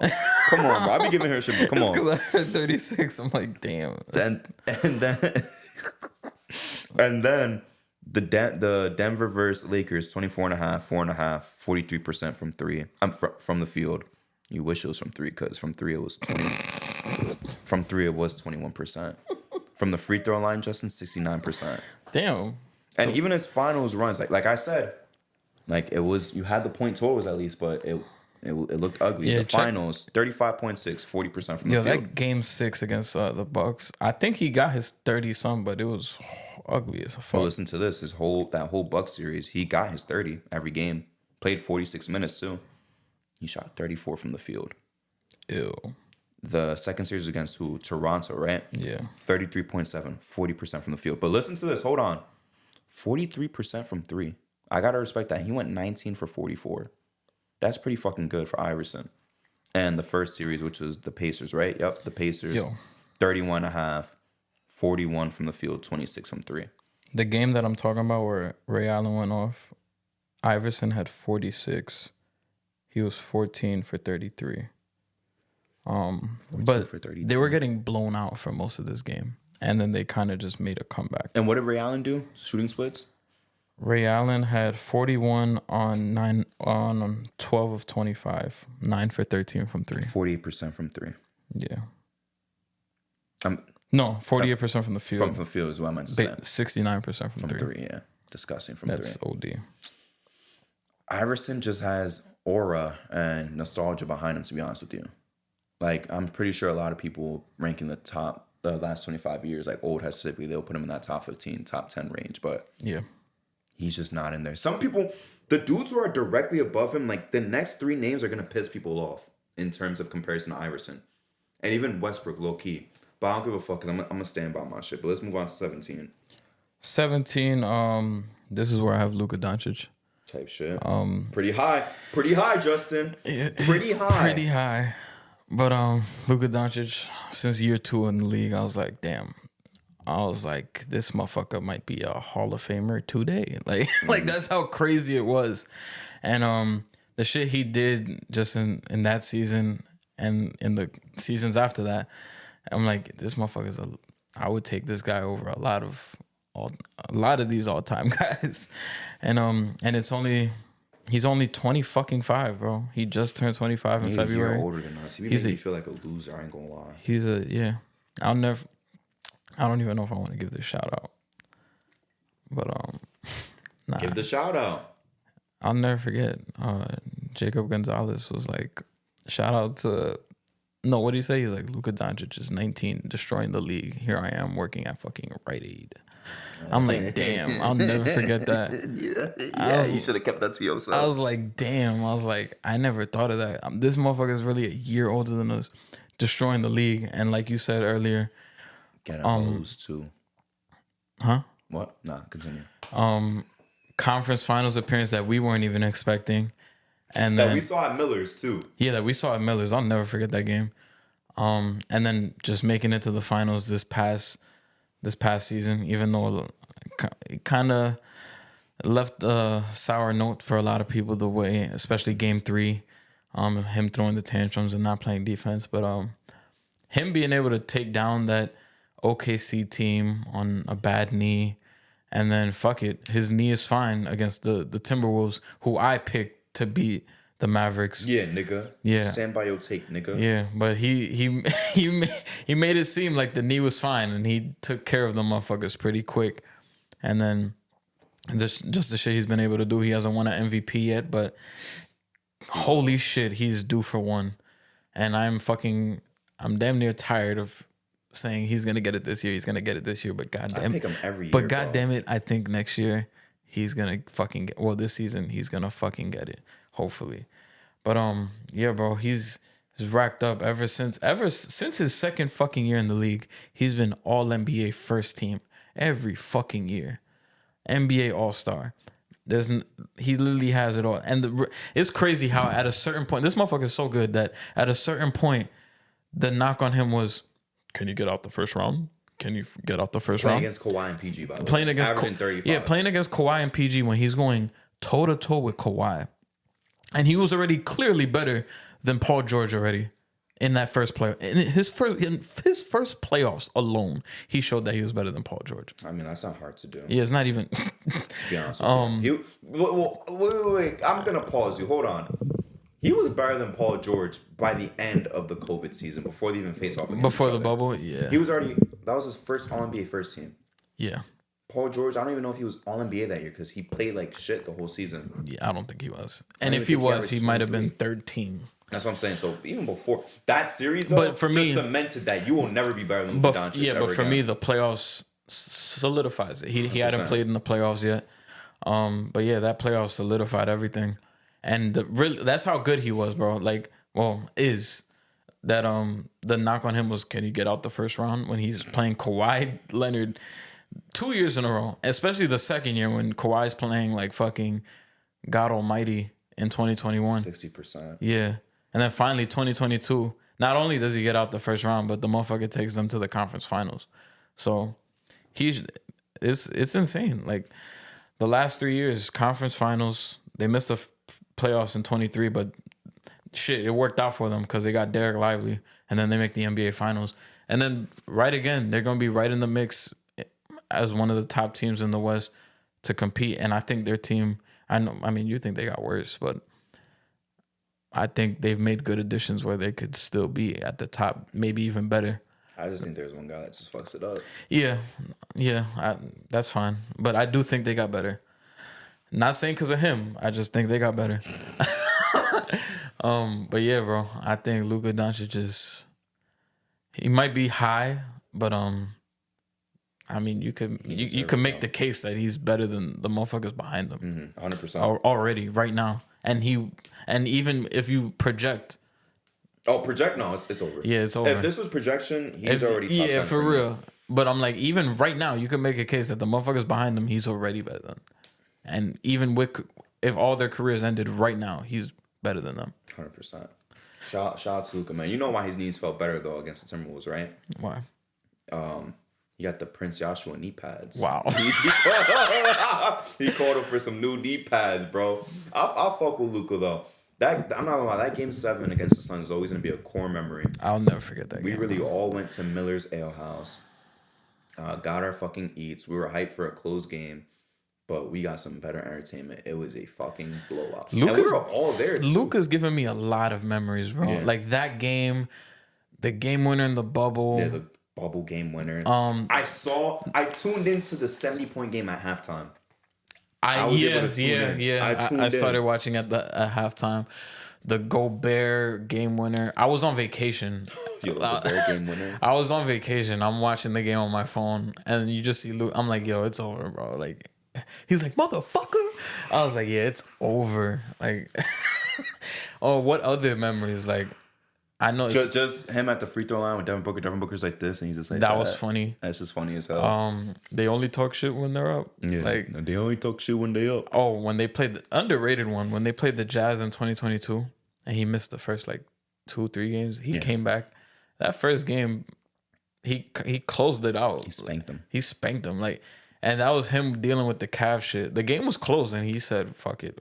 And once I saw Luka was back, I'm like, "Yeah, they're winning." Like, no doubt in my mind. Shot. They was getting fried by Jalen Brunson. Yeah, bro. He's like one of the most like undeniable motherfuckers. Like, you have a chance if he's on the court, bro. It's over. By the way, quick thing about Brunson. Did you see the roommate shit? The Mark Cuban? I didn't watch the whole thing yet, but the clip is funny. I saw the Twitter shit, but I gotta watch it because I just finished the episode with Jerry Ferrara. Bro, that shit was so awkward, bro. That shit was so awkward. I read the transcript, but I didn't actually watch the clip. When you watch it, you feel a little bit uncomfortable. He's like, oh, the only thing I didn't appreciate was you saying negotiations get tough when the parents get involved. He's like, I took that as a jab. He's like, no, Jalen, it was never like that, whatever. You know, negotiations, like, it was a unique case of negotiations, whatever. He's like, no, that's the same thing that happened with us in Isaiah. Basically implying, like, they just offered me more fucking money than you wanted to. And then Mark Cuban wasn't aware of that. He assumed that was a nepotism thing. So he's like, yeah, I mean, I don't know too much about that situation, but I'm sure that I'm sure it is the same thing if you're saying it is. And Brunson was like, yup.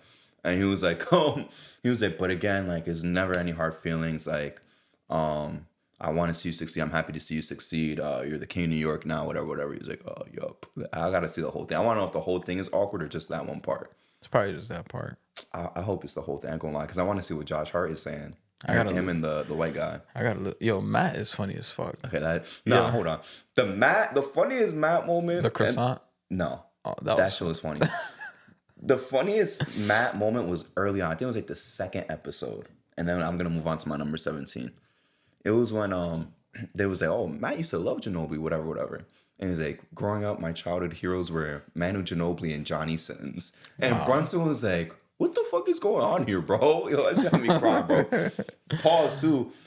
The Josh Hart one, I don't even want to say it on camera, but him being sus on camera in one of the more recent episodes was fucking comedy. Oh, yeah, I got to finish the Tom Brady episode, too. I didn't watch that yet. But I guess I'll just say it because maybe you saw it already, but it's pause. But I was thinking Josh Hart had his ass in the camera, bro, trying to pick something up. And Brunson was like, yo, whoa, what are we doing? That? And later on, he's like, oh, if I'm hypnotized, Jalen's going to say twerk for the crowd. He's like, why do you think I would say that? Yeah. He was like, why the fuck would you think I would say that? Yeah, I remember that. Yeah. Oh, man. But moving on to my number 17, I got J Kidd. 4 assist titles in the past 25 years. He got one of them. He got an extra one outside of it. I think he's a 9-time All-Star strictly in the past 25 years. All-NBA first team numerous times. Finished second in MVP voting to Tim Duncan one year. One of the best playmakers of all time. Obviously, we know he's second all-time in assists. He is a champion. Yes, he was an old man, but I don't give a fuck about that. He was a major contributor to that team. A major contributor. I would say only Dirk was more important than him. Shut down Kobe in round one. Yep. That's another thing, too. Hold on. Defensive menace. You want to talk about just the Nets runs, too. Was the East weak as hell? Yes. Was there always only 150-win team in the East at that time? Yes. Regardless, though, he was going to the finals every year. Who the fuck was the second best player? Kerry Kittles? Kenyon Martin? It's probably then Kenyon Richard Martin Jefferson or Richard got Jefferson, there. yeah. But then when they made the finals the second time, I think Rich was a rookie, unless I'm bugging out. Nah, he was a rookie The first one, because he got drafted 0-1. So you talking about rookie Richard Jefferson, second year Richard Jefferson, who didn't even hit his stride yet? And he's winning and going to the fucking finals, bro. He's going to the finals back-to-back times. Yeah. Not many players could say that, period. And he lost to teams that were way fucking better than him. That he had no chance of beating respectfully. But even then, he was beating the Pistons, too. On the route there, I think he beat the Pistons. I'll never forget when he hit that fucking step back in the Palace. I'm like, yeah, that motherfucker's one of them ones, bro. I feel like, maybe I sound crazy. I feel like Jason Kidd's kind of one of the more slept on all-time players. Like, seriously. I don't know where I rank him all time. I hate to see it. Probably somewhere in that 40-ish range, top 40-ish range. I don't know if I put him on my list when I was on the plane, bored as hell with no Wi-Fi. But, like you said, he's one of them ones, bro. Yeah, he never scored 20 points per game. But we're talking about a guy who was like 17 points. In the playoffs, he turned the fuck up. But even in the regular season, like, in his prime, he was 17, 16 just about. Maybe on the lower end, 14 sometimes. But you were getting them 11 assists. And the best guard defense in the league, probably. Yeah. Better than Kobe some years. He was a better defender than Kobe some years. He was making all NBA first team. First teams. That's what I'm saying. In the hardest fucking time to make all NBA first team. Look who he's competing against. We should have an episode where it's like the ranking the years of all NBAs. I would do that, like hardest ones to make. Yeah, hardest ones to make. Hardest conferences ever. Yeah. Easiest conferences ever. Just saying. It's not going to be the LeBron East ones. You'll be very surprised. We would be picking a lot of Magic Johnson. Because that 2001 All NBA was one of the hardest ones. And ironically, Vince Carter made that. Yeah, it was just so fucking funny. But he to make first team, he beat out, I'm trying to think who he beat out. He beat out, no, because Iverson made it. He won MVP, so he beat out Kobe. He beating out Vince. Damn, Kobe. He's beating out Ray Allen. Yeah, Kobe couldn't have made first team because if Jason Kidd was on that bitch, so was AI. Yeah, you're right. He's beating out some of the best fucking guards at that time, bro. I'm about to find that shit. Oh, like the voting or all the teams? The 01. So first team was AI, J Kidd, Tim Duncan, Chris Webber, Shaq. Chris Webber, yeah. No KG even on that shit. That's crazy. Second team was Vince Carter, Kobe, T-Mac, KG, Mutombo. Yeah. And then third team was Gary Payton, Ray Allen, Karl Malone, Dirk, and David Robinson. That's insane, bro. That's like the most comp. Recently, too, is some of the most comp, too, because it's not positions. Yeah, now we about to see like the hard pause. Now it's really the top 15 fucking players. Yeah, no positions. Not DeAndre Jordan. We never gonna see that DeAndre Jordan shit ever again. Is that the worst All-NBA appearance of all time? Because I don't think Drummond ever made it. That might be the worst one. Even if he wasn't first team, like, because I think he has a couple of them. Those are the worst All-NBA appearances of all time. Yeah. No disrespect to DeAndre. Does Drummond have? He might have. I feel like he has a third team one. He's definitely not second. I'll tell you that much. He definitely has a third team. Because Marc Gasol is better than him. DeAndre is better than him. Al Horford's better than him. Yeah. Third team? He made third team in 2016. That's the only one? Yeah. That's the one where he carried, I'm not going to lie, he really did carry the Pistons to 41-41 and went to the first round against the Cavs. Oh, that was the same year DeAndre Jordan made first team All-NBA. That's also when Drummond did the dunk contest with Steve Nash. And then Boogie was second team. Oh, yeah. And then Drummond was third team. Damn. Shout out J Kidd, though. Justin just said this man made All-NBA first team. Probably one of the toughest years to ever do that shit. Yeah. I love me some J Kidd. Let's move on, though. We're getting closer and closer to that top 10. We are... What number we are right now? 16. 16. This is where I had AI. You really explained everything. One of the lit finals runs, even though it was very questionable, that Bucks series. More than questionable. Very questionable. It was rigged, bro. It was rigged. Yeah, he was playing with Eric Snow, Aaron McKee. Shout out Aaron McKee back. By the way, they had a big three at Temple. Him, Rick Brunson, and Eddie Jones. College basketball expert, y'all. Yeah, that was. Can I interrupt you real quick? Yeah. Can you go band for band with P on college? I kind of think Probably. I don't think so. You don't think so? You just named a Temple University Big Three. University of Temple When Big the Three. fuck does Temple do anything in any sports? I don't know. That's my point. You said they were a Big Three in Temple, bro. That's kind of fucking Because wild. I was watching randomly. I just put on Duke versus Temple, 1995, I think. And I was like, wait. I know Rick Brunson went to Temple. I know Eddie Jones went to Temple. And then I started watching. It was like Aaron McKee. And then I look at his stats. I'm like, damn, these niggas had a big three. And then the commentator's like, the Temple big three, Brunson, Jones, and McKee. I was like, God damn. Holy glaze. I was like, damn, this team. I want you to meet P, and then I want to be there. And I'd be like, yo, he said he'd go college for college with you and really test y'all boys. Man. I think you could do it, but you can keep going with AI. I love college ball. I have faith in you. But yeah, one of the most memorable finals runs. He was one guy, like his rookie year. Who the fuck is doing exercise? He was one guy where I'm like, yo, his rookie year was so lit. You gotta be fucking exercise. My brother's not here. But his rookie year was fucking lit. And just the shit he brought to the NBA. Off the court, David Stern was trying to make niggas wear suits and shit, and AI was wearing do-rags. Like he was lit for the game, but like you said, it comes with its flaws. Inefficient at times, a lot of the times. Like he will get you the 40, but it's gonna come at a steep cost. Didn't really sacrifice, and I know people will probably be like, "Oh, they never surrounded him with talent," but like C-Web, Melo, C-Web was done. At that time. Smith. Yeah. But even then, like we said, this is the clear example. Once they got rid of him and they got Chauncey, they won. They looked way better. I think no matter who they gave him, he wasn't gonna do shit. Yeah, bro. Because regardless, bro, like let's be real. Like on a realistic standpoint, we're not gonna be like give him Braun. If you gave him Michael Redd, right? Yeah. You know, as the shooting guard or small forward, and you give him a competent big. Yeah. You feel me? Let's say we just transfer 01 Mutombo to mid-2000s, having Michael Redd there too as well, because that's when kind of his peak. Is a big three of AI, Michael Redd, and Mutombo doing anything? No. I don't think they beat the fucking Nets. They're obviously not beating the Pistons. They're not beating the Heat with D-Wade and Shaq. They wouldn't beat the Cavs. They wouldn't be on shit regardless, bro. I'm not going to lie to you. I think no matter who you surrounded Allen Iverson with, you are not going to win. And the reason that they surrounded him with the pieces that they did in 01 of just straight defensive guys is because they knew that he wasn't going to let up the ball anyways, so might as well just surround him with the pieces that's going to do their fucking job, do the dirty work, and hopefully we get as far as we can. Yeah. Regardless, he was not going to give the rock up, bro. It's not like Michael Redd was going to still score like 22 points per game with an Allen Iverson on the floor with him. I don't believe that. I really don't believe that.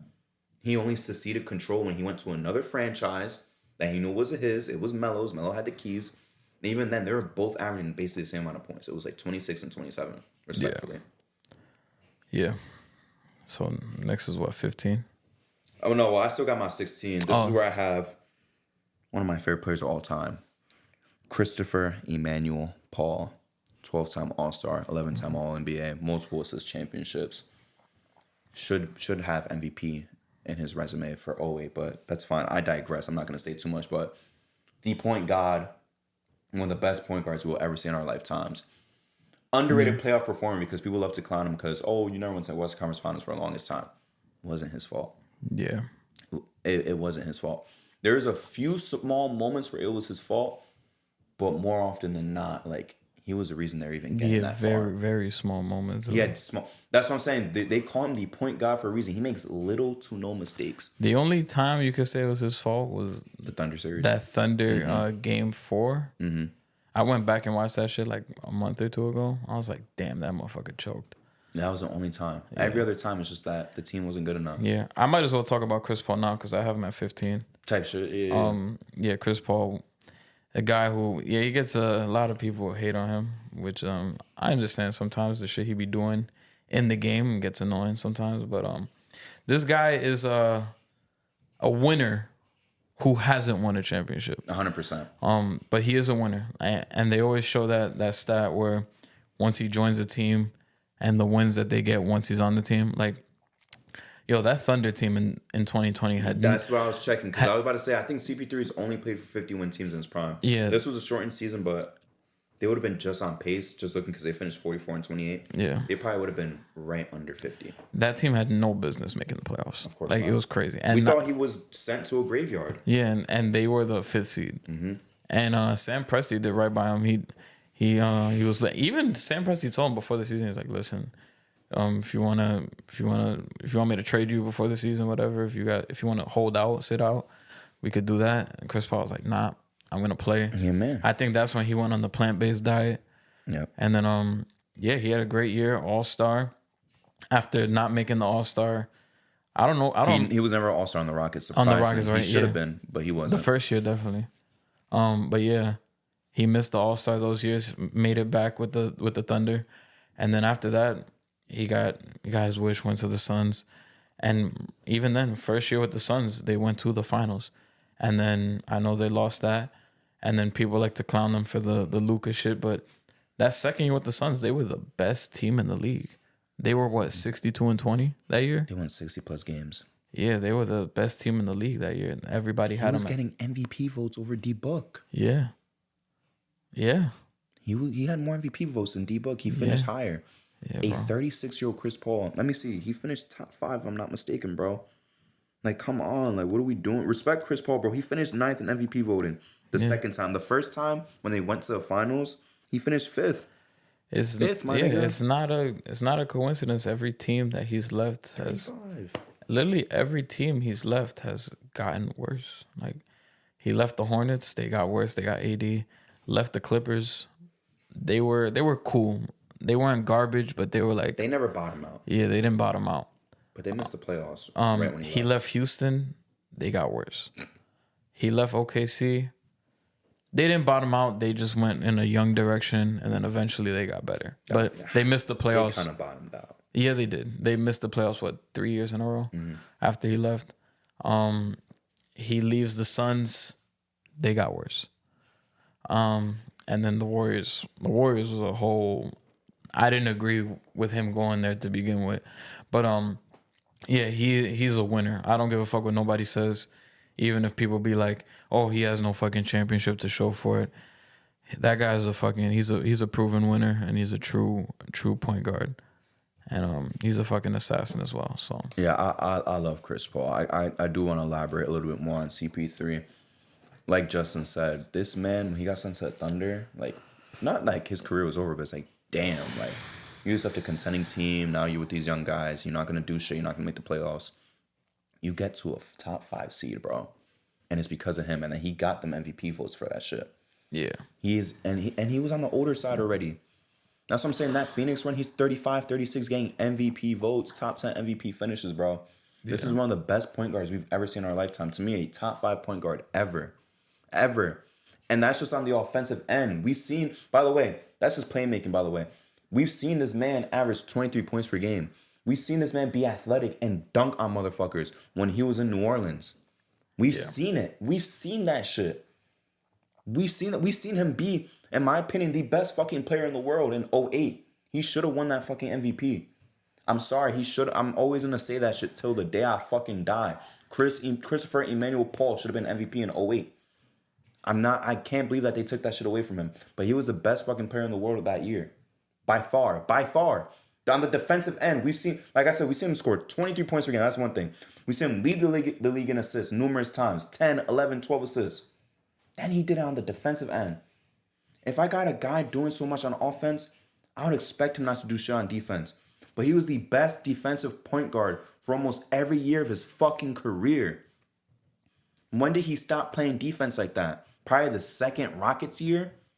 That's how long of that stretch, that from 2005 to like 2018, he was the best defensive point guard in the fucking league, bro.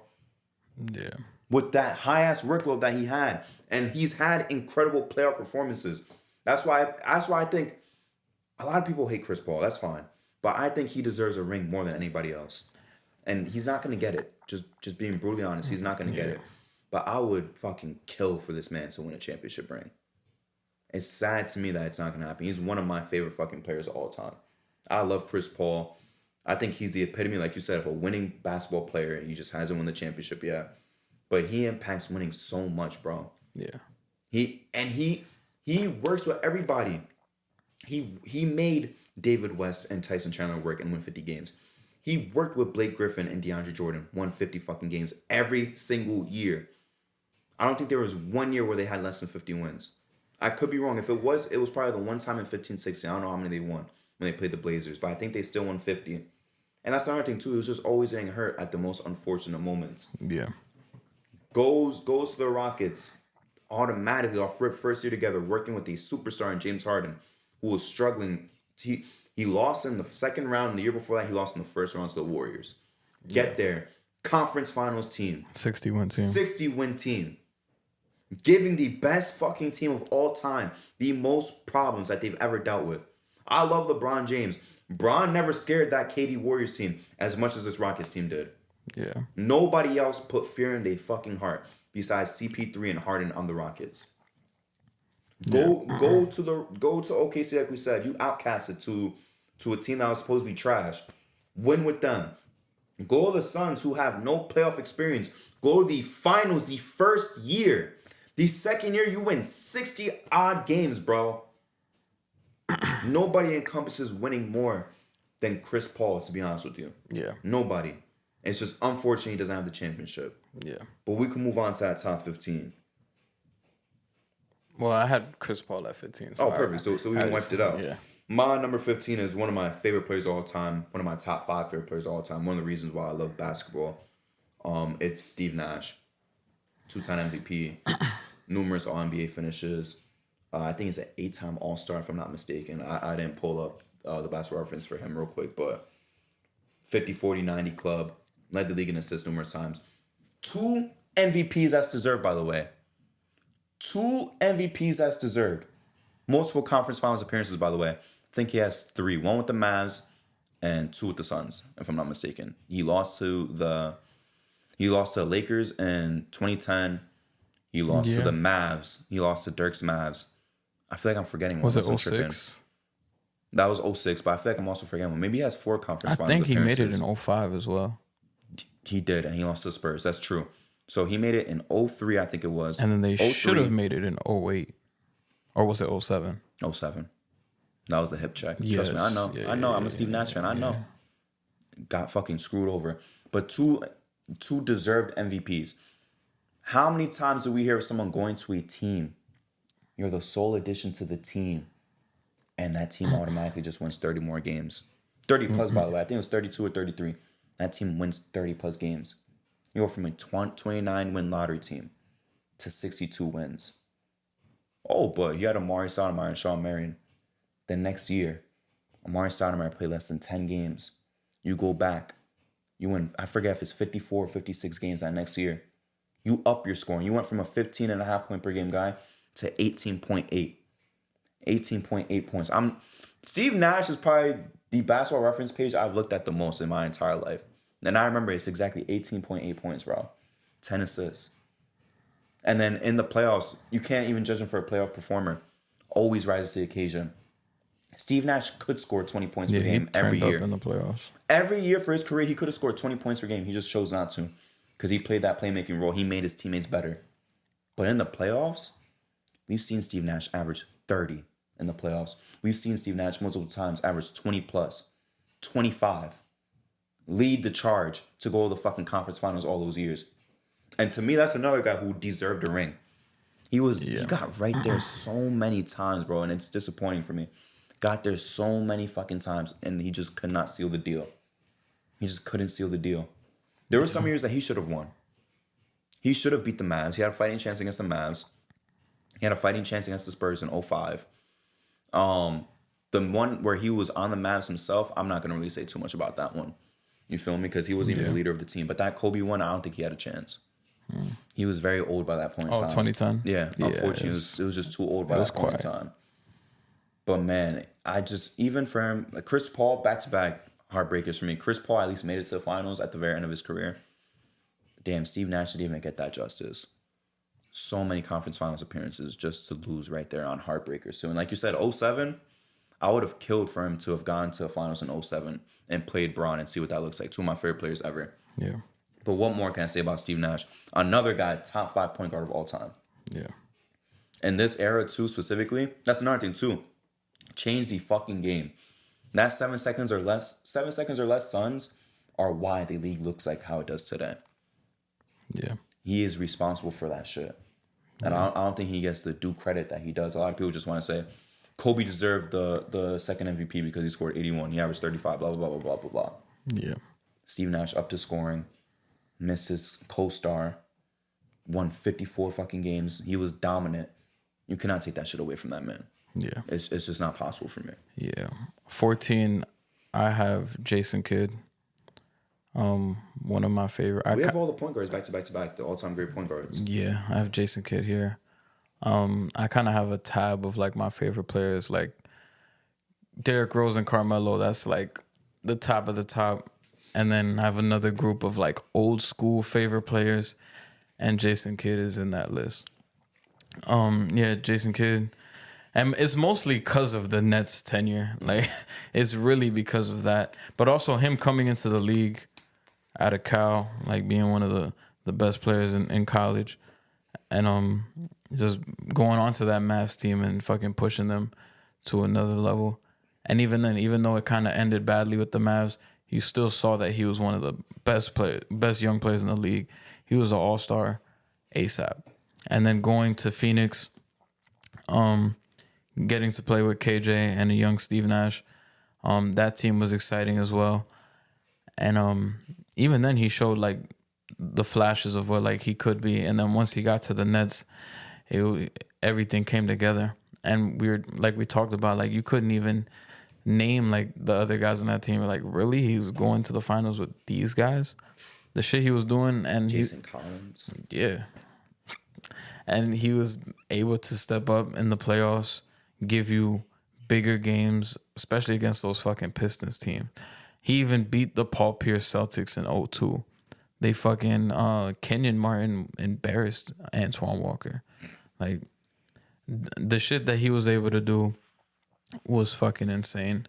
And even after the Nets going to the Mavs as an old man and still taking care of business, fixing the jump shot and being able to space the floor, that was a big help. And then even that last year with the Knicks, lighting the fuck up. I forgot what game it was. I think it was against the Kings in that 2013 season. That motherfucker hit like 6 threes. I'm like, God damn, J Kidd.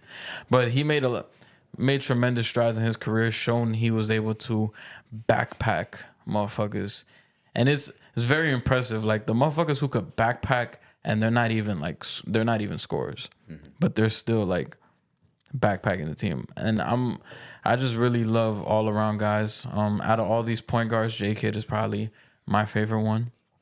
But the shit he was able to do, especially for the Nets, was insane, and I'll never forget that shit. Yeah, shout out J Kidd, bro. Also, we both didn't talk about triple doubles too in an era where triple doubles weren't common like how they are today. Straight fucking demon, bro. I love me some J Kidd. We at 14 correct. This is where I got Dirk, 14-time All-Star, 12-time All-NBA, MVP. The best. Well, one of the three. I'll say this: one of the 3 best championships of all time. Top 3. Yes. Top 3 championships of all time from start him, to finish. Hakeem, and Tim Duncan. Yeah. And then I'll put, hold on. Wait, this is hard. I don't know the order, but we got to throw the 16 Cavs in there too. Yeah. I don't know the order, but those are the 4 best championships of all time. They hold the most weight. Yeah. That gold is heavier than all the other ones. Yeah. But Dirk Nowitzki, a lot of shit that we could say about him. Number 1, international influence, right? Came in, another guy who was seen as soft, and guess what? He took over the fucking league. He was in the era of the power forwards where the 3 best power forwards were all playing at the same time. Him, KG, and Tim Duncan. And there was years where he was better than the other 2. Of course, there was years where those 2 guys were better than him, so on and so forth. But you can never say that KG was always better than him. that Tim Duncan was always better than him. There was years that he was the best power forward in the league. Yeah. There was years where he was the best player in the league. There's talks of, that's why, by the way, I hate to go back to Kobe too, like that second Steve Nash MVP, but Bron was one guy who had a better chance of winning that shit from Steve Nash. You know who the other guy was? Dirk. Dirk was the guy who could have won that second Steve Nash MVP. He was right there. There's a 50-40-90 guy who was stretching the floor. Another way that he influenced the league, not just the international aspect, but also the aspect of being a big man to stretch the floor. Yeah. Justin, when we were growing up, how many big men, how many 7-footers were shooting threes? Not named Dirk. Not as many. Nobody. Yeah, nobody. Nobody besides Kevin Durant. But besides him, like actual like big men, nobody was doing that shit besides Dirk. Yeah, even then, Kevin Durant was like He's a super anomaly, and he didn't even want to play big, and he lied about his height. So it was really forced him to play Dirk, big. and then like Chris Bosh started doing it. Chris Bosh started doing it out of necessity, not even. Yeah, that's another thing too, because out of necessity and to win championships, he wasn't really doing that shit in Toronto. Yeah, but Dirk from start to finish was doing that shit. Yeah, KG had the long midi, but he never mastered the three ball. He had the foot on the right line. inside, bro. Yeah, that shit's crazy. Like, bro, just take a half-inch back pause. Like, that's all you had to do, and you would have been making way more threes, had way more points. But yeah, dude, Dirk has had so much influence on the game today with all the international guys coming in. You got international guys being the number one pick back-to-back years. We don't see that without Dirk's influence. That's true. We'll never see that shit if it wasn't for Dirk Nowitzki, the first European superstar. Not Tony Kukoc, not Detlef Schrempf, not Paul Gasol, who came a year or two after him. It was Dirk. Dirk was the first European superstar in the NBA, I'll say, because Sabonis was a big deal. That's fine, but unfortunately, he came way too late. Yeah, the man came like at 36 years old. Dirk was the first European superstar, bro, and we gotta appreciate for what he did for the game, just in terms of that. In terms of his game, though, specifically, unstoppable fadeaway. Yeah. Dirk, as a young man, where he had the crazy hair, he looked like a fucking 80s wrestler. He looked like the Ultimate Warrior, and the beard, the goatee. He was dunking on motherfuckers. A lot of people never even seen that footage. Like, Dirk pre-04 was dunking on motherfuckers sometimes. You feel 03 me? Dirk was fucking nasty. That shit was disgusting. With the elbow guard shit too and everything, the elbow pad, yeah. That Dirk is underrated. No one talks about that Dirk. And that team won 60-something games. Nobody ever talks about that Dirk. Thank you for bringing that up. A lot of people talk about 07 Dirk, 06 Dirk, obviously 2011 Dirk, but 03 Dirk is underrated as fuck too. He is so fucking phenomenal. And let's talk about the ring that he won. Beat the Blazers, 50 wins. Beat the defending champs, looking for a three-peat. Not only beat them, embarrass them. A lot of people love to talk about, like, he really just embarrassed the Heat and shit like that. He fried the defending champs trying to three-peat. Kobe wanted that second three-peat so badly, and Dirk just whooped they fucking ass. Swept them. And, oh, man, that is fucking terrible. That's embarrassing. And then you play the young guns, up-and-coming Big Three Thunder, beat them, and beat the biggest villain super team of all time until Kevin Durant, but beat the super team that you were counted out against. And you won. And you performed phenomenally as the one all-star on your team and cooked the Heat. That is one of the best championship rings of all time, and it's not going to be matched by too many people. It's not. And you're in that discussion with 03 Duncan. You're in that discussion with 94 Hakeem. You're in that discussion with the 2016 Cavs as a team, by the way. I'm not even going to give that credit solely to LeBron, even though I love Bron. The 2016 Cavs. This was the 2011 Dirks, respectfully. Yeah. He is just so fucking phenomenal. I think he's another guy that already we're starting to kind of hear people talk less about. I understand he just retired recently, not even 5 years ago, I think it was. But Dirk, you cannot talk about the history of basketball without Dirk Nowitzki, especially with how we play today. Even if he never wins in 2011, we can't talk about basketball today if we don't talk about Dirk Nowitzki and his impact. Yeah, and I just want to commend his mental toughness. Yeah, and being loyal the whole time. Not only that, it's just like you go from losing in the finals in 06 and then bounced in first round after winning MVP.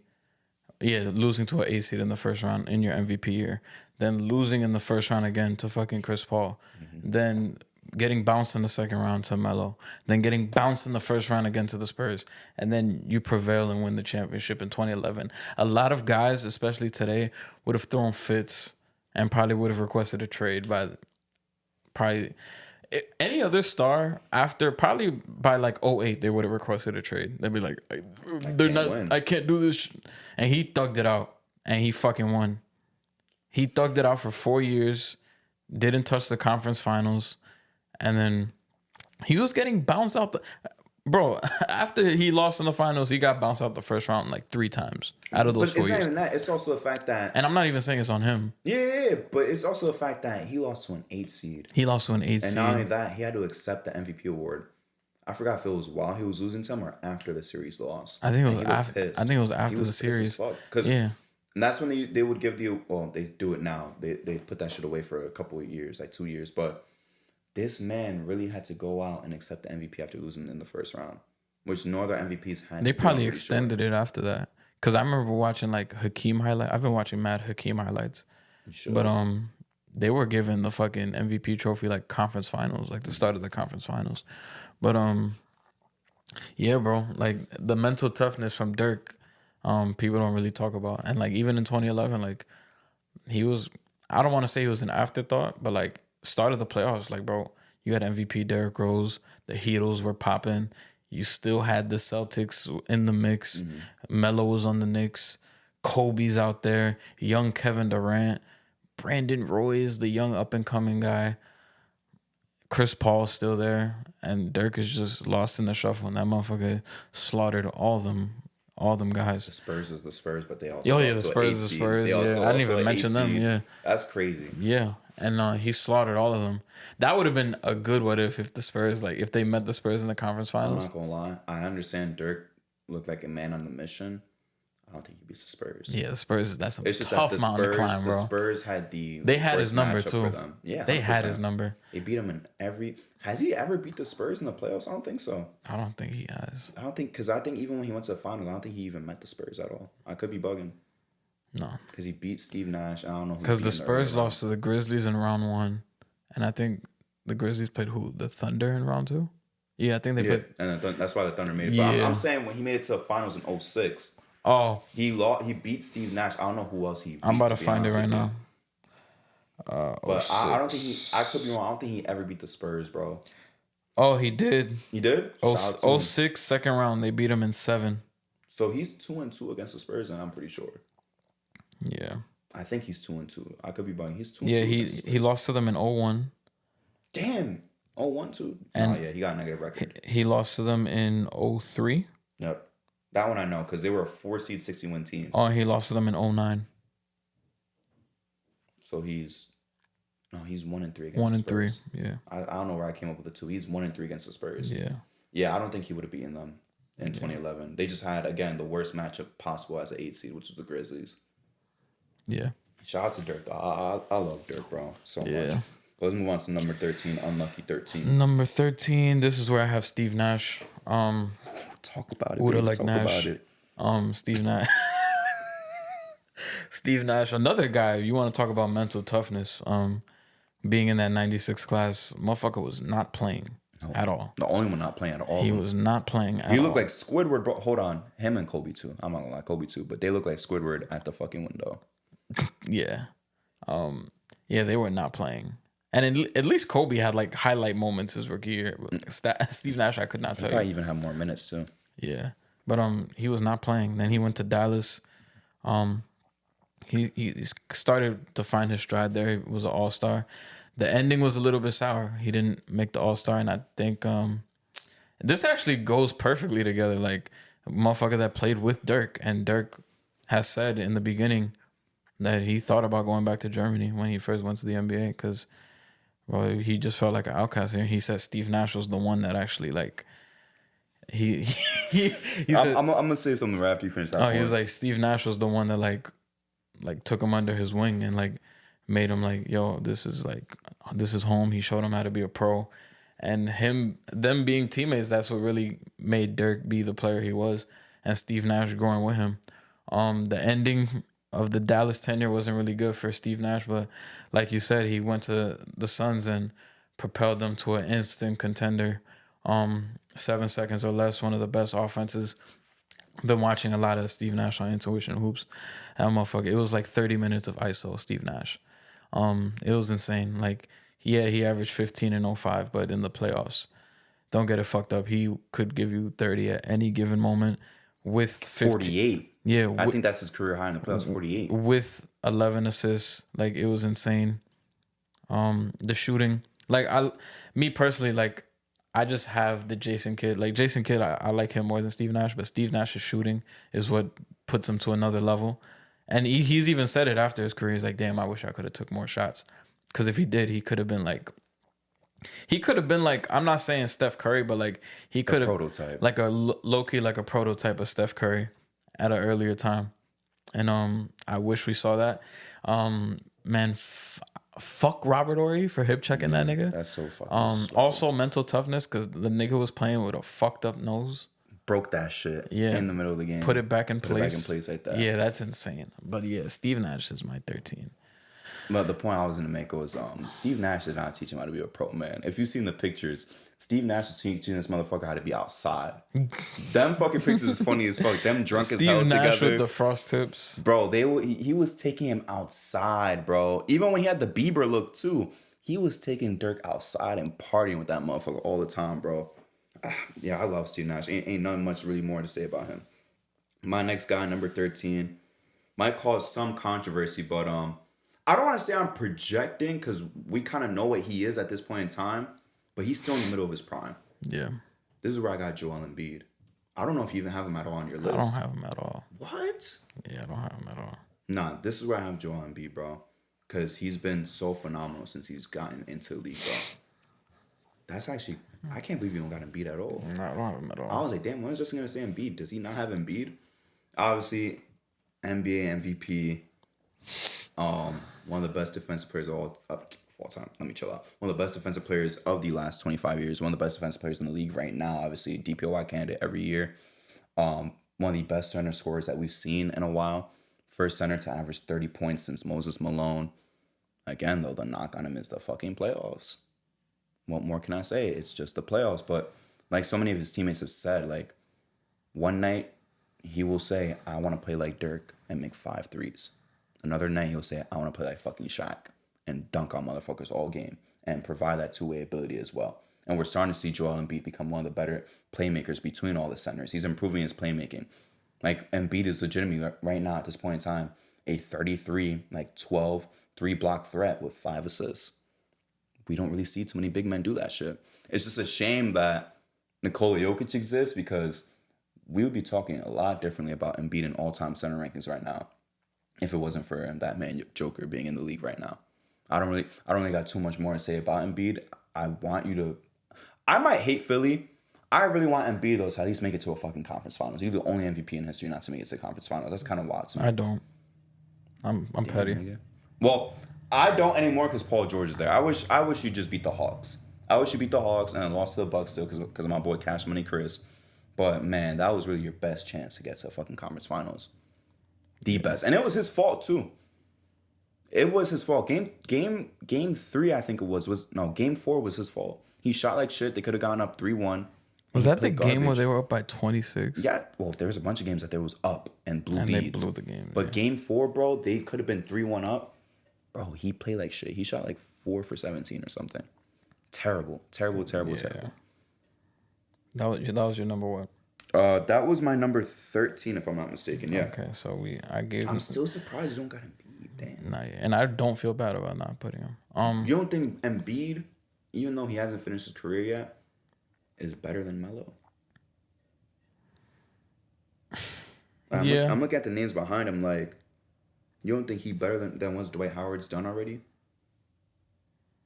It's just the finals when he got on him. Yeah, but the DPOYs, the All-NBA first teams. True. I feel like him and Dwight is like a convo. I just didn't really think about him because I'm like, when I thought about the guys today, I thought you want to be selective. Yeah, like. Oh, but just you got Luka in that bitch. But Luka over Embiid is valid though. Postseason wise, yeah, but like regular season, they're right there with each other. Like I didn't even think about him, honestly. I think Embiid, but that's my point. I don't know if you forgot him or if you dad say he doesn't No, deserve it. like I wasn't being like ignorant. Like fuck that, he's not in. I dead ass didn't even think of him. But now that it's coming up, I don't even feel bad about it. Would you have put him in though if you knew about him? Come on, bro. He's better than Ray Allen. Yeah, he'd probably be like. He's better than Russ, in my opinion. He wouldn't be like 13, but he'd probably be like. He's in the teens. He's in the teens, bro. The lowest I could put Embiid is probably 18. Honestly. As an individual player for the shit that he's done, the lowest I could put him is like 18. Yeah, for me, he probably would have been like between 21 18. Yeah, that's fair. That's fair. Yeah. At least it was just that you forgot him. I thought you were just like, I forgot him. Yeah, because it's like, it's an MVP. I was thinking of mad people. Like, bro, I woke up this morning, like I said earlier, I was like, T-Mac. Yeah, T-Mac. Yeah, he better than T-Mac. Let's just keep it yeah, he is. Embiid is better than T-Mac. This man had the two best center scoring seasons in the modern era. Like, that's a big conversation, bro. I fucks with Embiid. He's an asshole sometimes. He could be annoying to play against. But when I watch Embiid play teams that's not the Knicks, like, I enjoy what he's doing. Even with the foul baiting. I'll complain about the foul baiting. But his actual game, bro, like, when he dropped 60, I mean 70, that's just impressive, bro. Nah, he does have a good game. Shout out to you, Embiid. I fucks with you, my boy. I'm not gonna lie, it's getting dark for me now with Embiid. I'm not gonna lie. It's You're at an all-time low? It's getting very dark for me. Just because after that playoff series, it's like I was Harvey Dent like before the acid, and now it's like I'm Two-Face now. Like, like I'm flipping a coin. I'm Harvey Dent. All right, my number 12 is James Harden. Wow. All right, we both got him there. We'll talk about him at the same time. Need I say more? 2019 is all I have to say. But and he didn't even win MVP that year. Yeah, which is insane. I mean, like, I guess you can make the advanced stats is all you could say. Not even that, bro. I don't even want to say advanced. Was that the reason he won, Giannis? Advanced stats? I don't think so. It was just he had an incredibly dominant that season was as well. Insane. Like, 2019 Harden. Yo, when he fucking... Yo. You're talking about the Draymond shot? Yo, my favorite James Harden moment, that shot against Draymond, January 4th, 2019, when that nigga said... And then also... Two-time MVP. Yeah. Two-time MVP. And then also, my other favorite Harden moment, the step back against the Clippers on Pat Bev, and he said... You know that game? You know what's funny about that game, too? Westbrook almost lost them that game. Wow. Or if I'm not mistaken, they might have actually lost that game. I don't remember. I'm not surprised. But Westbrook fucked it up for them somehow. But yeah, James Harden, 6th man of the year to MVP. I'll never forget his first game in Houston, man. Me neither. 37 against the Pistons. Then I think he dropped 45 on the Hawks. I was like, holy shit. And that summer, people were like, oh shit, this is Jeremy Lin's team. Nope. Like, off rip. Like, it was over. They had that cool handshake, though, with the Bible. Yeah. But, man, Houston, James Harden, it's insane, bro. It feels like it's so long ago. But it wasn't that long ago. Yeah. But that was like, holy shit. 12 years almost. The shit he was doing over there. And then, I mean, yeah, the when he went to the Nets, it was cool. I know people say that first year Nets, he was still like top player MVP conversations. It was over. To me personally, once he got to the Nets, I'm not saying he was a bum, but it was like, that's a different guy. Mm-hmm. You ain't fooling me. He ain't the same. He was running the fat suit full time. Yeah, that was a different guy. Like, but he did have some moments there. But undoubtedly, bro, Houston James Harden was a fucking monster, especially 2019. Like, another top fantasy player. Yeah. Shit. Who's a better fantasy player all time? 2019 Harden or 2017 Westbrook? I would say 2019 Harden. Yeah. Holy, he was averaging 40 for the month. I think it was 42. Yeah, probably. The whole fucking month, bro. He gave the Knicks 60. Hey, you didn't have to add that part. 60 and 17, I think. Yeah, bro, that part, man. I ain't gonna lie. Yeah, bro, one of the engines to one of the... He is the system. He is the system. I'm not gonna lie. I got mad about the Cam Newton shit where he said game manager and he said game manager and game changer. Yeah. Like, I didn't like when he said that, but the basketball equivalent is, are you the system or are you part of a system? He's low-key the system. It was only 2 tiers he had it, or he literally had more? The Ooh. Cam Newton shit. That was a tier list after. I've seen that too, by the way. Game manager. Yeah, he was like Brock Purdy. But from the start, when he first made the quote, he was saying, he was like Brock Purdy, Jared Goff, whatever, Tua, Dak, they game managers. And Lamar, Mahomes, all these dudes, Josh Allen are game changers. But the basketball equivalent really is, are you the system or are you part of the system? Harden is the system. He is the whole offense. And I actually got into an argument with someone recently about this shit. And alive. He was trying to tell me Clyde Drexler is better than James Harden, right? This is what kind of blew me. He said Harden is a product of a D'Antoni system. I said, hold on now. You do know that he played under Kevin McHale, right? And under Kevin McHale, he was 26 to 28 points per game with 7 assists and all those rebounds. And he was still shooting a lot of jumpers. And then he was trying to say, oh, but Kevin McHale's system was similar to D'Antoni. I was like, you don't know what the fuck you're talking about. They don't even coach the same. Don't even coach the same. They're not even similar as coaches, bro. You cannot say that James Harden was just part of the D'Antoni system. Man, I told him, even when he left D'Antoni, bro, when he was in Philly, he was still a phenomenal playmaker. That's what he said. He said, Harden's only a good playmaker because of the D'Antoni system. I said, bro, he did it without D'Antoni before and after. We're not doing that shit. Like you said, though, specifically 2019, this is my biggest memory about James Harden, right? That January. I went to the Christmas game versus the Bucks, right? The Knicks versus Bucks. We got cooked by Giannis. I went with my brother. And that was kind of our gift from my mom's, right? Appreciate my mom. Shout out to her. She got us those Christmas Day tickets to watch the Bucks. I will never forget this. Me and my brother walked out, and my brother dad said, damn, we just saw the best player in the world right now, like in person. Bro, not even 2 weeks after that, Harden just started a tear. An absolute fucking tear on the league, bro. Like you said, that game against the Warriors, all these incredible games, the 60 against the Knicks. He had, I heard someone say it recently, this man had a line on all these betting apps at like 42.5. And he would clear that shit. That's crazy. To have a line at 40 points, bro, 40 points, over, under, and you're not even making that much money, taking the over is insane, bro. Imagine being like negative 150 to score 40. You know how fucking wild that is, bro? James Harden is definitely the system, though. Should have won more MVPs, whether you want to say 2019's. That's fine, too. I think he should have won 2015 as well. To me, he was better than Steph Curry in 2015. And it's like he didn't have the team success either. The Rockets won 50-something games. Yo, he should have won 2019, bro. James Harden, legitimately, we could be talking about him as a 3-time MVP. But we don't do what-ifs on the show, to be honest with you. We don't do what-ifs. But legitimately... Even the bubble year, he was damn good that year. That was Giannis's year. That's Giannis's stamp. That was Giannis's I'm not going to lie. The first one was arguable. That's stamp. But 15... Did he average 34 that year? Harden, yeah, he averaged 34. He followed his 36 point per game performance with 34. But the assist fell off though because of Westbrook. Playing with Westbrook too. But could have won 15. I forgot about this one. 17. Should have won 17. 17. Don't give a fuck about the triple doubles. Cool numbers. What about performance and player? Should have won 2017, won 18, and could have won 19. So he could have been a 4-time. He could have been a 4-time MVP. And let's say there's voter fatigue and shit. Minimum, he should be a 2-time MVP. Yeah. One of the best shooters of all time as well. One of the best playmakers I've seen with my own 2 eyes. Yeah. Just an absolute offensive engine. One of the best scorers I've seen of all time. That's why when Jeff Teague said that he thinks Harden's a better scorer than Kobe, and DeMar DeRozan, who's a Kobe fan, a big-ass Kobe fan, he even said, like, I could see where you're coming from. Like, I agree with you. To have another grown man guard you with hands behind your back, to have another grown man guard you from the side, fearing the step back is crazy. And here's a harder moment that I thought you were gonna say when you said Clippers.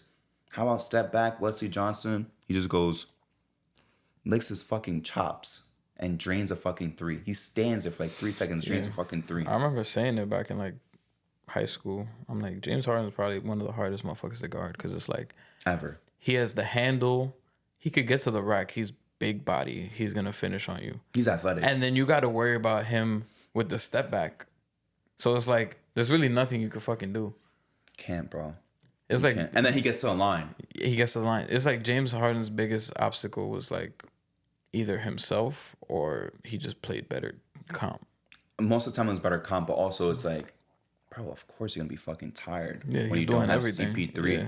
You're already the system, but at least you have CP3 to ease you off. But it's like when CP went down, like again, the only team to give that Warriors team problems. I really thought they're gonna win both times, by the way. He's a guy that I would love for him to get a ring. Me too. Now that PG's gone, I wouldn't be mad if the Clippers win a championship. That ain't. In fact, I'll be even more happy if James Harden won a ring this year, cause PG just left, and if Kawhi started turning up, and James Harden becomes like MVP Harden again. But shout out to James Harden. Oh, we always gonna respect James Harden on the show. Never no disrespect. He is the 4th best shooting guard of all time. Arguments for the 3rd best sometimes. Depends on who you ask. For me, it's still D Wade, but he made it a conversation when that top 3 was a lock. Yeah. This is what, you're number 12? Yeah, that was my number 12. We tied. So we up to 11, which is 11. I have Dirk Nowitzki. Oh shit! Okay. I thought when I heard the first letter, I thought we had the same answer. Who? Oh, Now you could go ahead. You could say your Dirk. I mean, I talked my Dirk shit. Yeah, mentally tough dude. One of the best finals runs of all time. Changed the game for the European players. Was the first European superstar in the NBA. It's not really much I could say about Dirk Nowitzki. He was the guy, bro. That 2011 finals run was fucking insane. There was no reason why they should have won. Especially game 2 of the finals when they were down and he came back and hit Chris Bosh with that fucking fake and was like, I was like, yeah. I was like, that's all you gotta see. Go back and watch that game, bro. Watch the whole fucking finals. Yeah, you could deadass find it was like finals, like full highlights from game 1 to 6. Cutting out the free throws and shit. Yeah, cutting out the free throws. You could watch that and it's insane. But yeah, shout out Dirk. My number 11 is D Wade. That's what they're about to say. Dwayne Wade. I got D Wade at 10. Exactly. So we can just talk about him back and forth. Top 3 shooting guard of all time. I believe he is the leading shot blocker for shooting guards, even though he's really 6'4". I think he's listed 6'5", but he's really 6'4". Yeah. Came into the league, had a Rookie of the Year campaign for any year that didn't have Braun and Melo. Yeah. Because he literally came in averaging, I think, 16 and change. Like 16 and a half. Yeah, with some assists because they were trying to make him the point guard. Yeah, he played point his rookie year. Yeah, they made him play point. Would have had a rookie year any other year except 03. Fucking embarrassed Baron Davis in the playoffs his rookie year. Whooped that nigga's ass. And then I think they lost to the Pistons. And the thing is too, like he was getting to the playoffs before Shaq, bro. And then he goes with Shaq. They lose. Go to the finals. Get anointed the next Michael Jordan. I think they lost in the ECF the year before they won. Exactly. Yeah, that was with Shaq though. Yeah. That's why I say you lose in the conference finals. You get to the finals. You get anointed the next Michael Jordan. You take that Kobe spot as the next Jordan for a short period of time. Because the way that he won, bro, was fucking phenomenal. Dwayne Wade was my first favorite player of all time, by the way.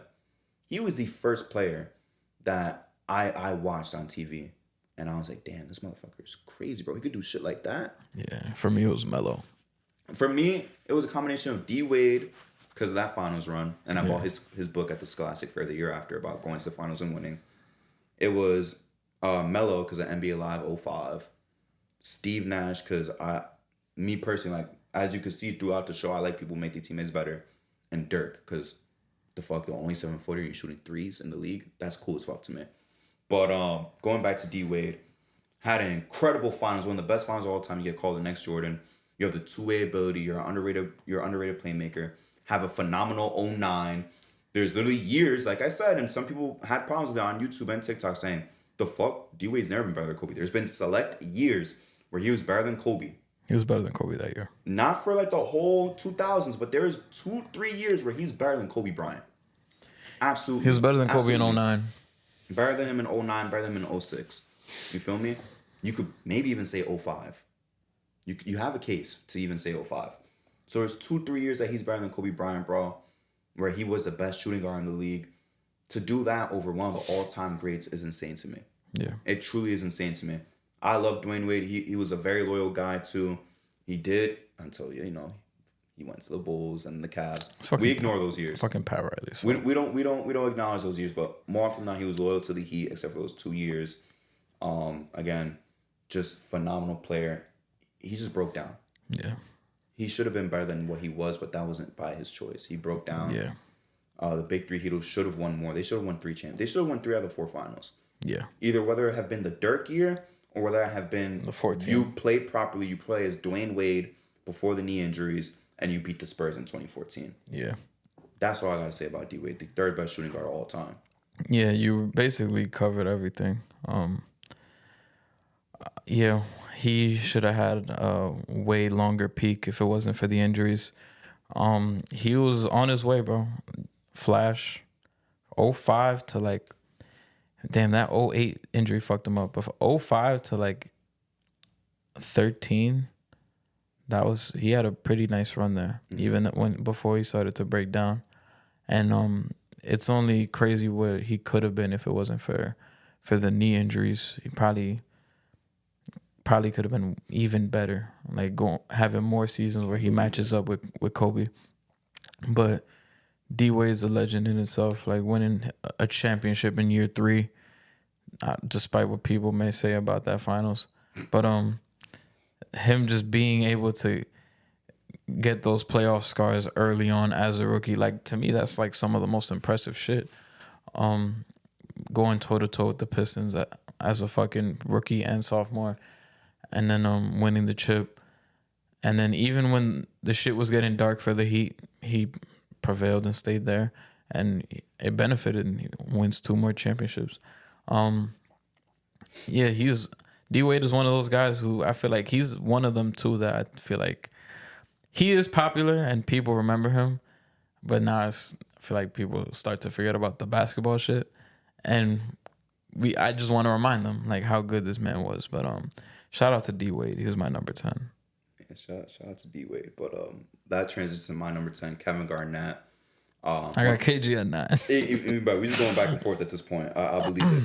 KG, one of the best power forwards of all time, in the best power forward era, like I said before, with Dirk and Tim Duncan as your peers, your contemporaries.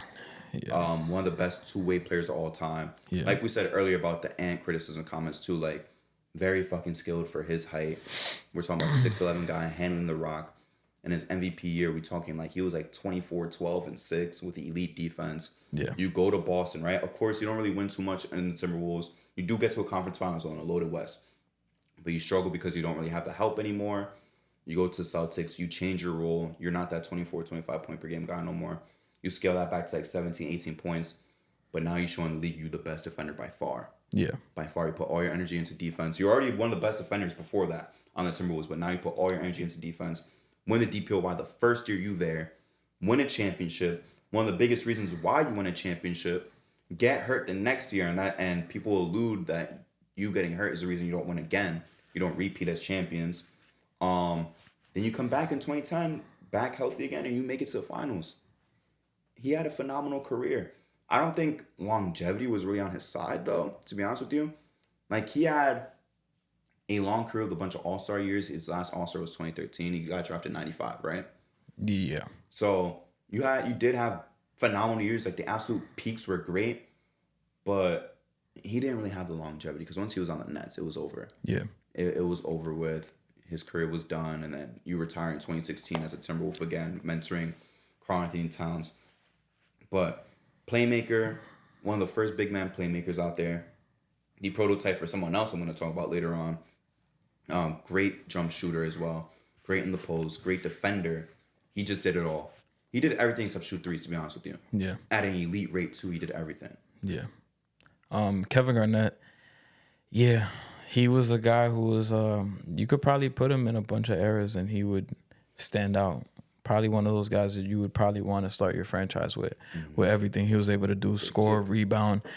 He was a very fucking good playmaker, and people sleep on that part. The defense, winning DPOY in 08, he did it all. And I wouldn't blame you if you wanted to start a franchise with him. He was like that, bro. And he was playing in the toughest era for the power forward position, and he won an MVP on that Timberwolves team.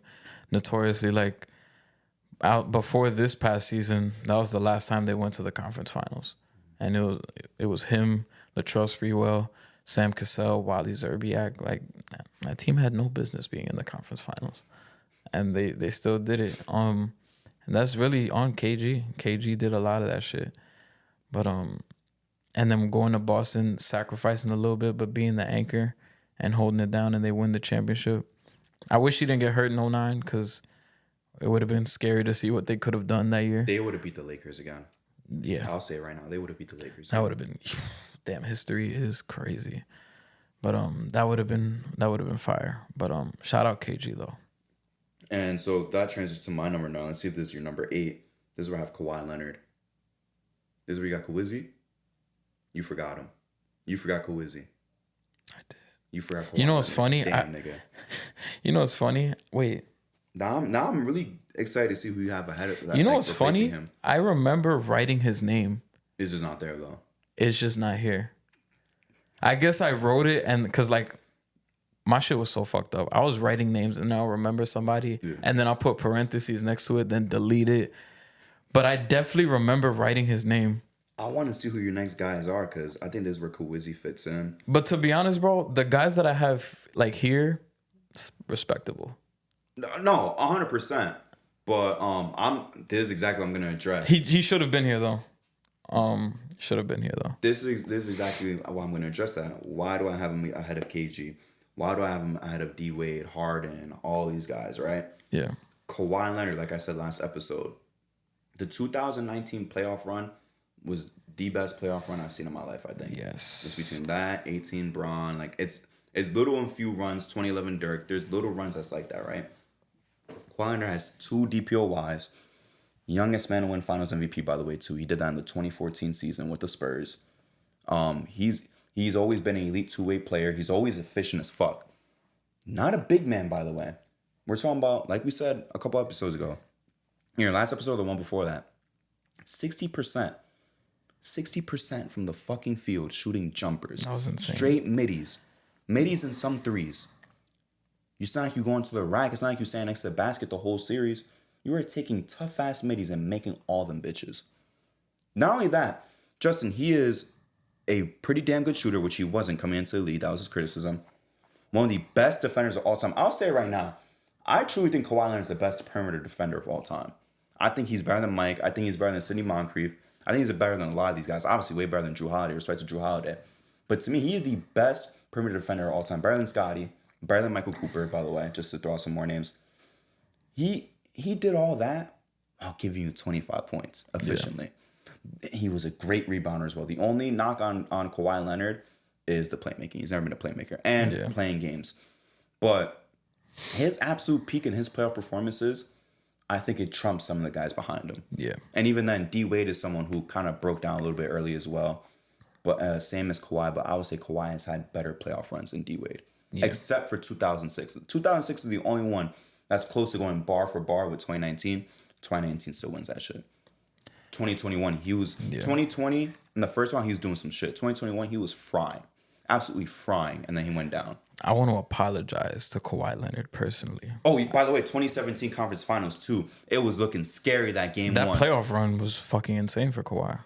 That run was insane. I'm so sad. I wanted to see what would have happened between them and the Warriors. I don't think they win, but it would have been 6 games. A tough 6 games. I would like to apologize. I do remember writing his name down, and I guess it got deleted, like trying to fit into the list. But just looking at my list, if I was gonna put him somewhere, it probably would have been between like Dirk at 11, KG at 9, like somewhere in that range. So number 10, basically. You just push out 25 then. Yeah. That's probably where he'll go. Because once you said Kawhi Leonard, I was like, fuck. I looked through this whole shit. But he right there though. He definitely would have been on this. Because we were dead ass matching, and then it was like, oh shit. But I definitely remember writing his name down. But everything you said, bro, he deserves to be here. Very few guys have ever had the run that he's had, and the growth of his game is something that I admire as well too. Nobody ever thought he'd become the player that he became, and it's unfortunate that the injuries has fucking taken over. But even if that motherfucker retired today, that 2019 fucking run will like stamp. That shit stamps him forever. Like, that shit was insane. And it's crazy because you just see him in that Raptors uniform for 1 year. Every time I look at pictures of him in that Raptors uniform, looks weird. it feels like I'm in like an alternate universe. I'm like, Looks like my team. Toronto won the chip, and Kawhi Leonard. It's like you playing my team and you just throw a jersey on them. Yeah. This shit looks ridiculous, bro. But yeah, shout out to Kawhi Leonard though. Who's your number 8 then? Giannis. Same. Yeah. So we would have been going back and forth basically. Then. Yeah. This is Giannis. It's gonna start getting difficult though. Yeah, Giannis is my 8. Greek freak, man. Like, what do I gotta say? Ring the bell. Ring the bell. 2-time MVP and DPOY in 2020.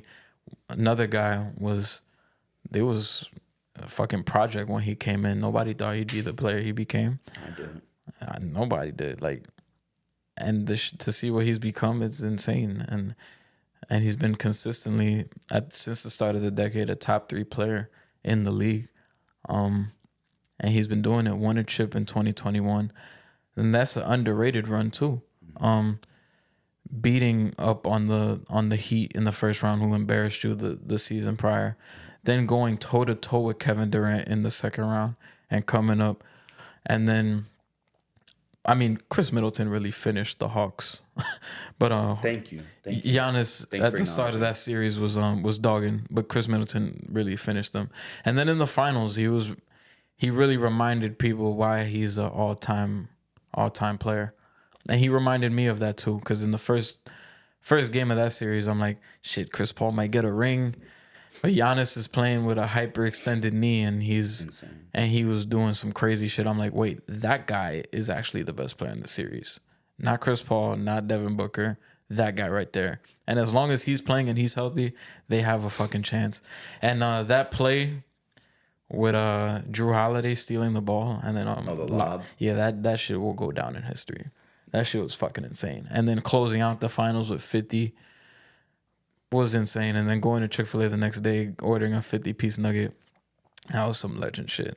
And we got robbed of 2022 because I think if Chris Middleton didn't get hurt, I think they're going back to the finals. Absolutely. Because they're winning too. Yeah. Don't forget that part. They're winning. Kevon Looney is not fucking with Giannis. Because, to be honest, bro, to me personally, 2022 Giannis was better than 2021 Giannis. Yeah. Because he was backpacking. And it was just unfortunate the Celtics flipped the switch. And, yeah, if Chris Middleton played, bro, they would have won. And he was keeping them afloat, bro.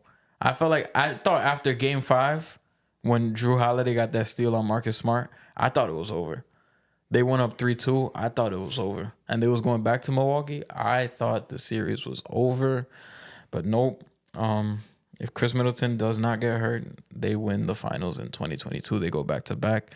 And we're looking at Giannis as like a different type of motherfucker right there. Not only that, too, because you basically said everything about Giannis. The most impressive part of that finals performance in that Game 6, not even the 50 points. It was making all them fucking free throws. Yeah, he made, 19? He made 9 fucking free throws. At an very efficient rate. Too. Very efficient, abnormal. Yeah. So when it mattered the most, he was making his fucking free throws. He delivered, yeah. Mind you, that was the same playoff run. Sorry, where everyone was like, 1, 2, 3, counting how long it's going to take for him to shoot a fucking free throw. I'm trying to think and get a violation. I'm trying to think of that game when Westbrook was like, come on, man, that's 10 seconds. And he was like, 1, 2. But I think that was when Westbrook was on the Lakers. Son. Yeah, I think it might have been. No. It wasn't. They didn't it was see the each year other after. in the playoffs. Yeah, it wasn't in the playoffs. It was regular season. But throughout the whole playoffs. Come on, man, that's 10 seconds. Everyone was counting and shit. And he just came, like you said, hyperextended. He shouldn't be fucking playing. You drop 50, bro. Yeah. And you win Finals MVP when everyone's saying Chris Middleton should win. Which he had a chance until that Game 6, so to be honest with you. 40 ball in the finals. But I'm going to talk about, because you saw all the accolades and shit, I just really just want to talk about real quick. I feel like we just forget about Giannis so much. Not us specifically. I'm talking about a lot of NBA fans. I'm always going to give Giannis some flowers. I'm a big fucking Giannis fan. A big Giannis fan. But I feel like people are bored of him. Like you said, 2022 is better than 2021. I'll be honest with you. 22, 23, 24 are better than his MVP years. This man is 31 points per game. 13 rebounds. 6 assists. He'll have like a block and a half, a steal and a half. And people are just bored, unfortunately. How are we bored of a player so great? This is ridiculous to me, honestly.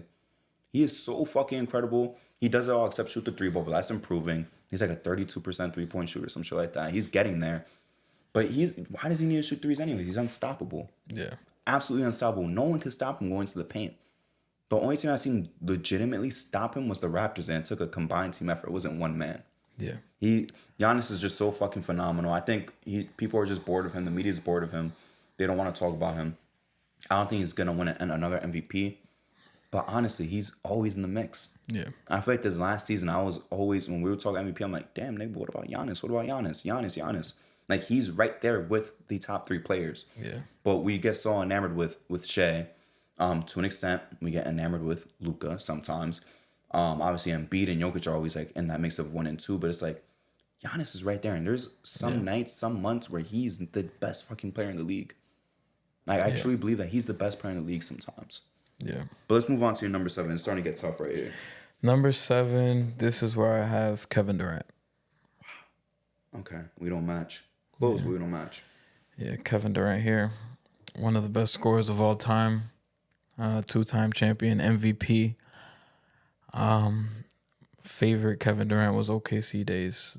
Everyone's favorite KD is OKC. No one likes Warriors. It's insane, bro. I think Melo stopped them from being a 5 year in a row consecutive scoring champ. Insane. Filthy. By the age of 24. It's fucking insane. I don't know if anyone's doing that shit again. Maybe Luka, but 5 years in a row. If anyone could do it, it's him. And not only was it 5 years in a row, 5 years in a row by the age of 24. Mm-hmm. Like, that motherfucker he led the league in scoring at 21 with Kobe, Bron, Melo, all the motherfuckers still in the league. Wade, like, because that was before Bron even got to the thing. Yeah, in fucking insane. He's another motherfucker, like, he kind of changed the game too. Before him, we wasn't seeing guys like him. Going into the draft, they were shitting on him for being skinny as fuck. God. Yeah. You ever heard the bench press story? Yeah, that's just comedy to me. He's OD. He's like, why am I benching? I'm shooting. Like, apparently all the rookies kind of laughed and shit. He's like, give me a fucking ball. Yeah, and it's insane because now he's like kind of the prototype. People are looking at him, and that's like the next wave. Like, being 7 foot, being able to handle the ball, shoot the ball, do everything post up, mid range. He was the first one that was really doing that shit. So he's a legend in that itself. The Warrior shit kind of soured everybody, but even that, bro, he's still a legend, bro. I saw him average fucking 35 in the finals. Like, even though I hated him, like, watching that series, I couldn't deny it. The motherfucker was unstoppable. It was insane and efficient as fuck too. Felt like every shot that Kevin Durant put up was going in. Yeah. Like, it was fucking insanity. But Kevin Durant is one of the fucking best players of all time. I wish he could. Actually, I don't even think I wish at this point, because for him to win again. Yeah, I'm not gonna say I wish. But it'd be cool to see him get the one outside of Golden State where he gets it on his terms and shit like that, being the guy for that team, for that franchise. It would be cool. I'm not saying I wish for it, but it would be cool. But yeah, that's what I gotta say about Kevin Durant. I got Jokic at 7, which I'm assuming I got Jokic at 6. Yeah. This is where I have KD, but I thought I originally had Jokic ahead of KD, but I'm like, KD's done it for longer. Yeah. Jokic, by the end of his career, can rank higher than KD. It's a possibility. I'm projecting. I'm projecting him to be ahead of KD. Yeah, I know the viral TikTok clip. I'm projecting him ahead of Kobe. I think Jokic is gonna go down as a top 10 talent of all time. But 3 MVPs, 1 Finals MVP, multiple time All-Star. He's the best player in the fucking world right now. The best playmaking big of all time by far. It's not even close. All the best playmaking bigs are playing today, and nobody is on his level. That's the funniest part. Yeah. When he has to turn it up to, he will give you that 45 in the playoffs too. Yeah. Fully confident in him doing that.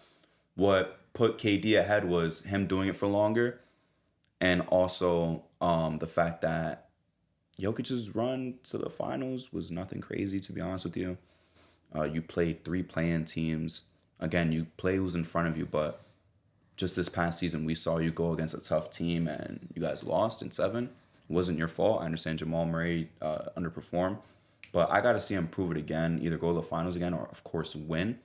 And then, like, I'll have you stand much higher. I might be able to throw him top 10 if he wins a championship on the hard road to the fucking finals this upcoming season or the season after. That's all he needs for him to be stand high.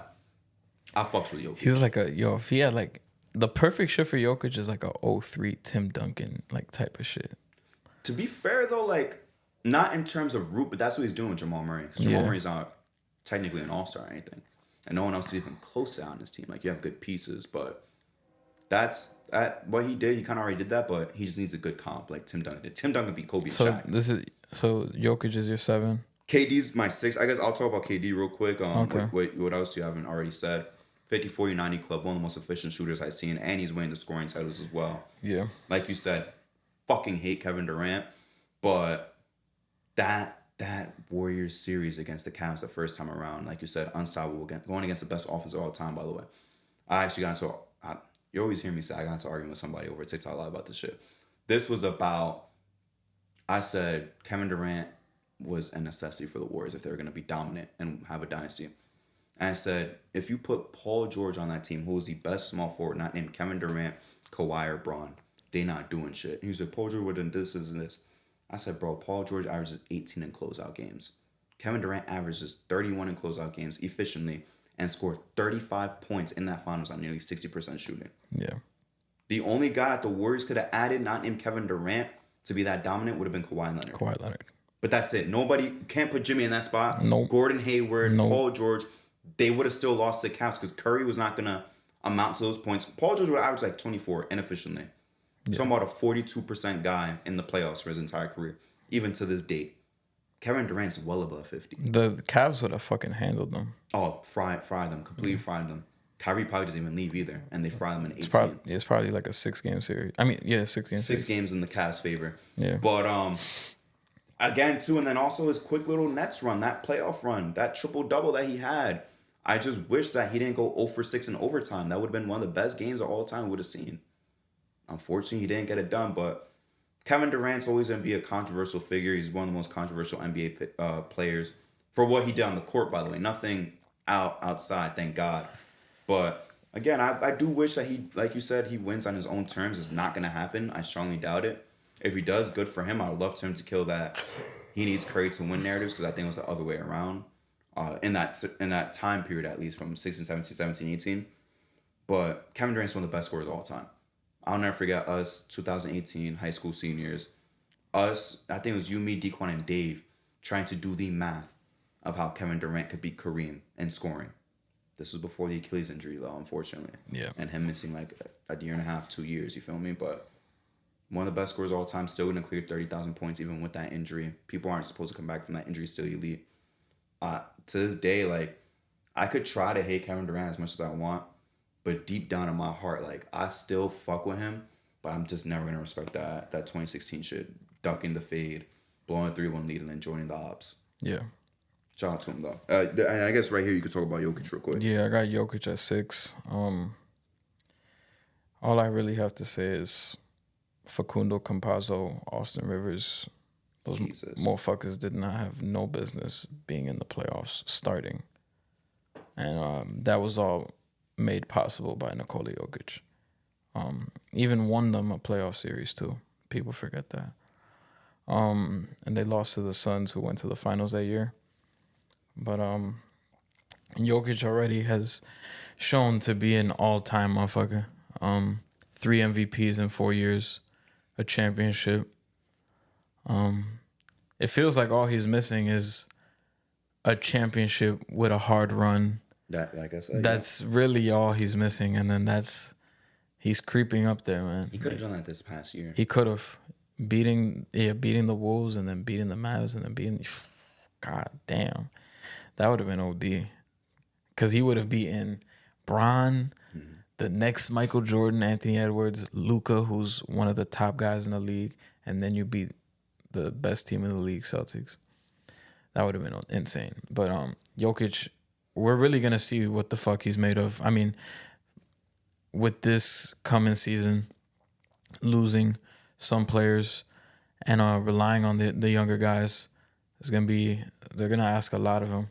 And Jamal Murray, from that playoff run and what we've seen from the Olympics, we don't know if he's dealing with injuries, if what's going to happen, but it looks like he's going to be struggling, and teams have kind of figured him out.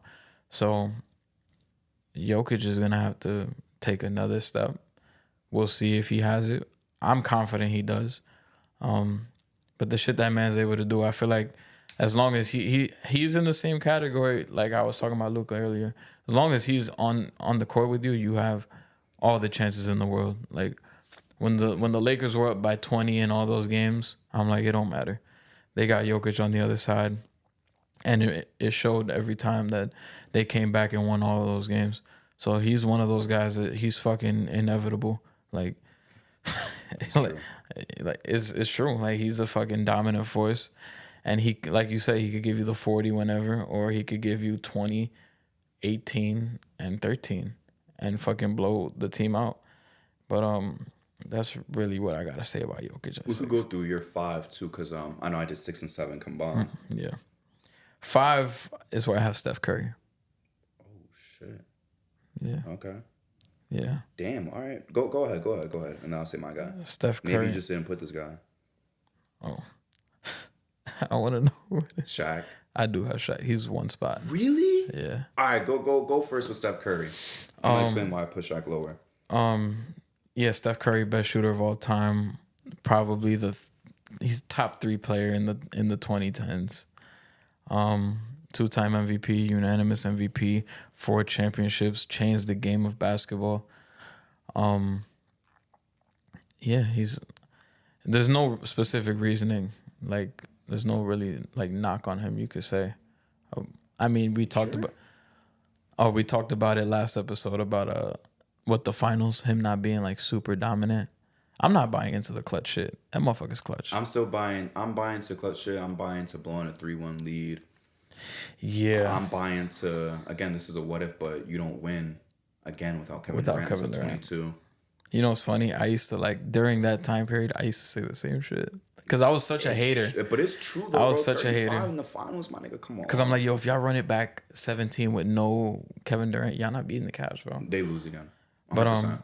But yeah, Steph Curry, everything he's done for the game and everything he's accomplished, he's undoubtedly past 25 years, he's a top 5 guy. Like, you can't argue nothing about it. And in a decade, he was probably the number 2 or 3 guy in a decade, consistently. And we're still seeing it today, how he's playing at a high level. That's Steph Curry by himself is showing you everything he could be. And at number 5, that's a good spot for him. I mean, I know you about to come with the shit with Shaq, but yeah. So the reason why I got Curry above Shaq is Shaq was drafted in '92, had a lot of great years in the '90s. Yeah. I'm not counting for any of that. He went to the finals in the '90s, beat Michael. None of that affects my ranking. It's more so that Shaq played 10 years in the past 25 years. Realistically, only 5 of them was only good. 5, yeah. You feel me? But them 5 was fucking ridiculous. I ain't gonna lie to you.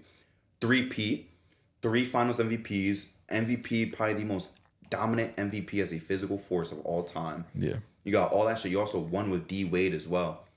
But just what he did in them finals too with the Lakers. This is why, like, it's so funny to me how some people say, like, oh, it was a duo. Bro, it was not Batman and Superman. This was Batman and Robin.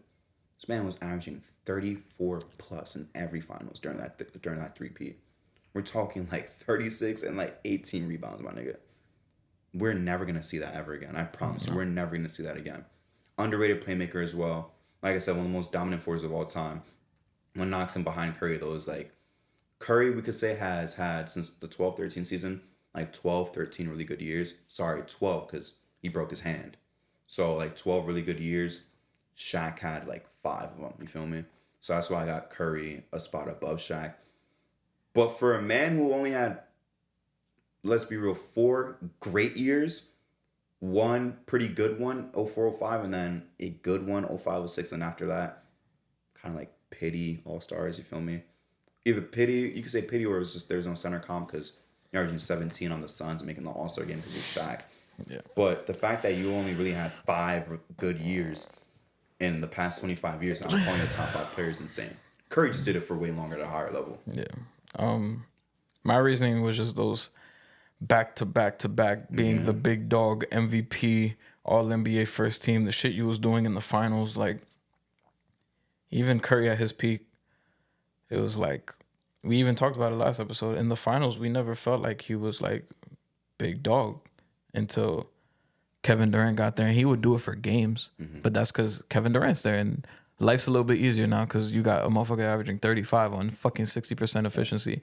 Shaq, we talked about it. The first finals, that motherfucker could have won it by himself, averaging 38. 2001, I think he averaged what, 35 On the DPOY, by the way. on the DPOY, and then 02 he averaged 34, 33.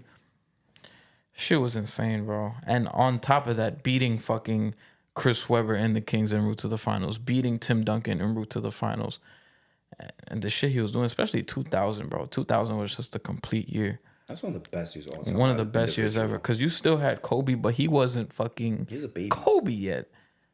And Shaq was still able to prevail and just dog niggas like every year.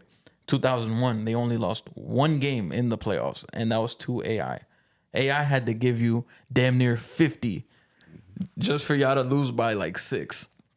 Like, this shit was insane. I think the game went to overtime too, I think.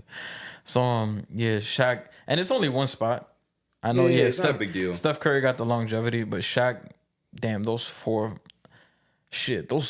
3 years was insane, bro. Like, fucking insane. It's one of the best 3-year stretches of all time. It's fucking insane. But yeah, Shaq at 4 is No, yeah, cool. that's not your brand at all. But I guess I'll talk about Curry since you did your Shaq turn of 4. Curry's my number 4. Yeah. 2 MVPs, 1 final MVP. That's kind of the knock on him on not cracking into that top 3. Yeah. That out of 4 championships, you have 1 finals MVP. But one of the best shooters of all time. Still the only guy in history to make over 400 threes in a season. That was insane. 2 scoring titles, 50, 40, 90 club, underrated playmaker. Again, the knocks on you though is 3-1 lead knocked. Having Kevin Durant join you, and it's your team because you're the face of the franchise, but you're not the best player on the team. Yeah. He has 2 finals MVP over you. Which, by the way, the second one, you were so desperate to win to kill the narratives that you were trying so fucking hard. And even KD was trying hard to give you that finals MVP. You still don't win it. But then you finally prevailed in 2022. You say what they're going to say now, so on and so forth. But for me, that 2022 ring is like, that one probably holds the most weight out of all his shits. Out of all of his, yeah.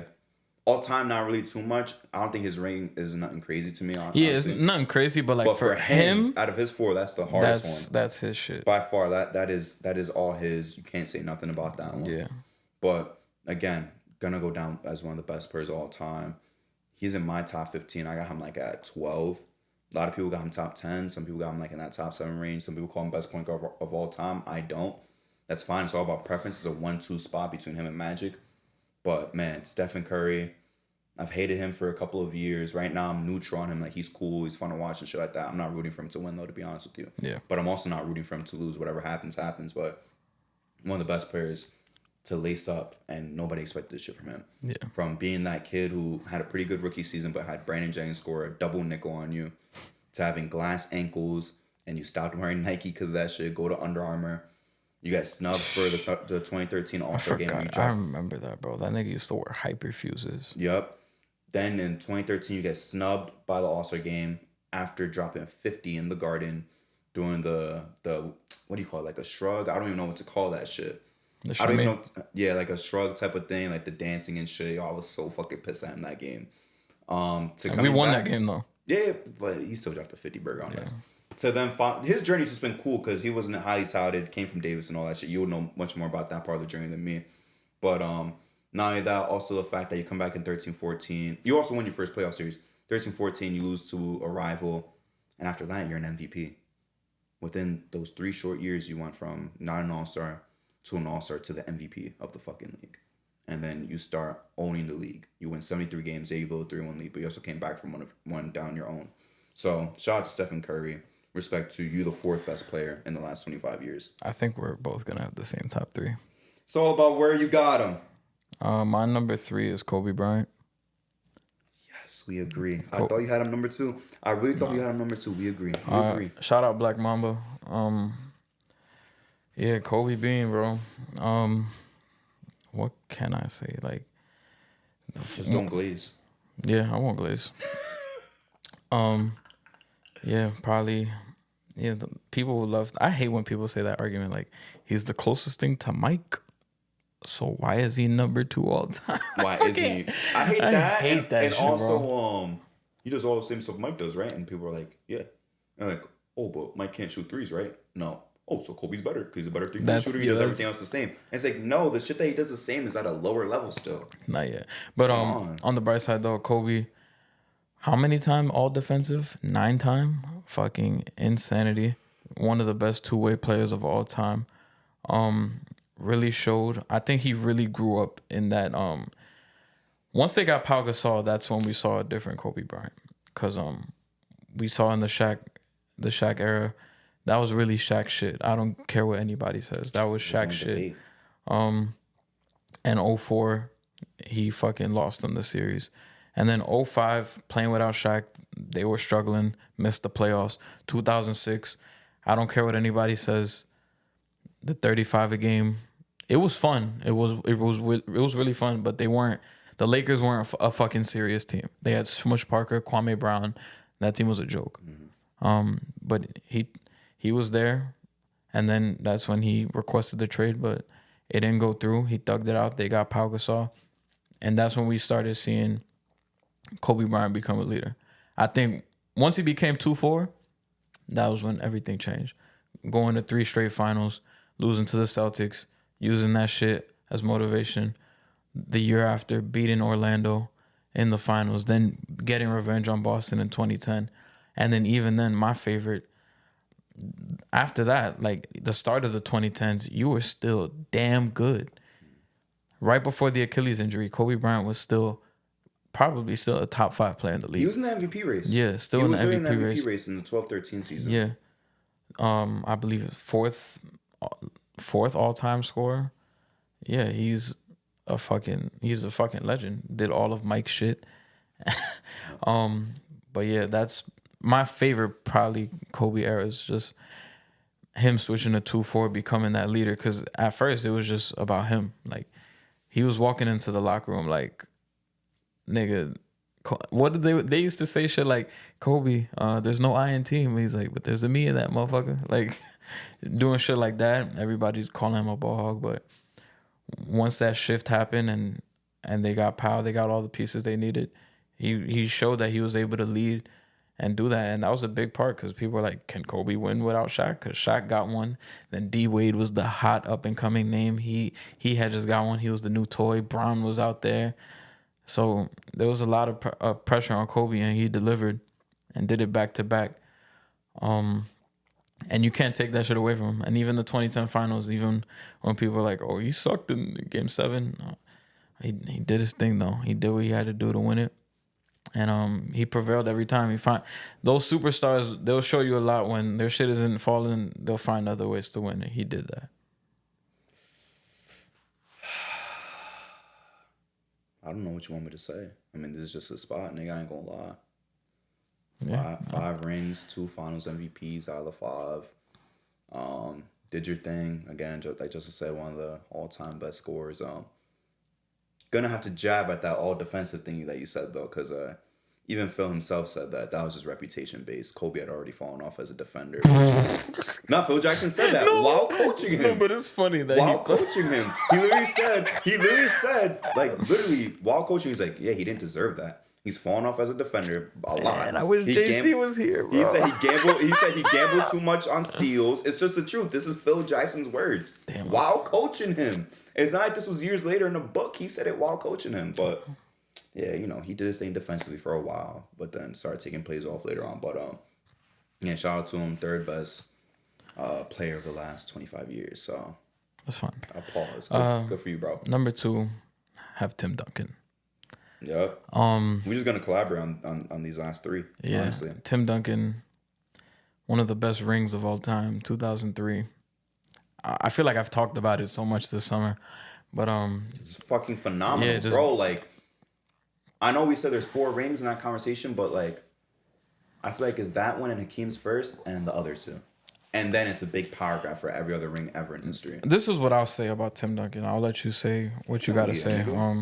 I'm just gonna say this one part. I'm not gonna glaze and all this, say all this bullshit that we've already heard of before. You guys have probably heard this before, but I kind of get frustrated when people call it the Kobe era, when in fact it wasn't that.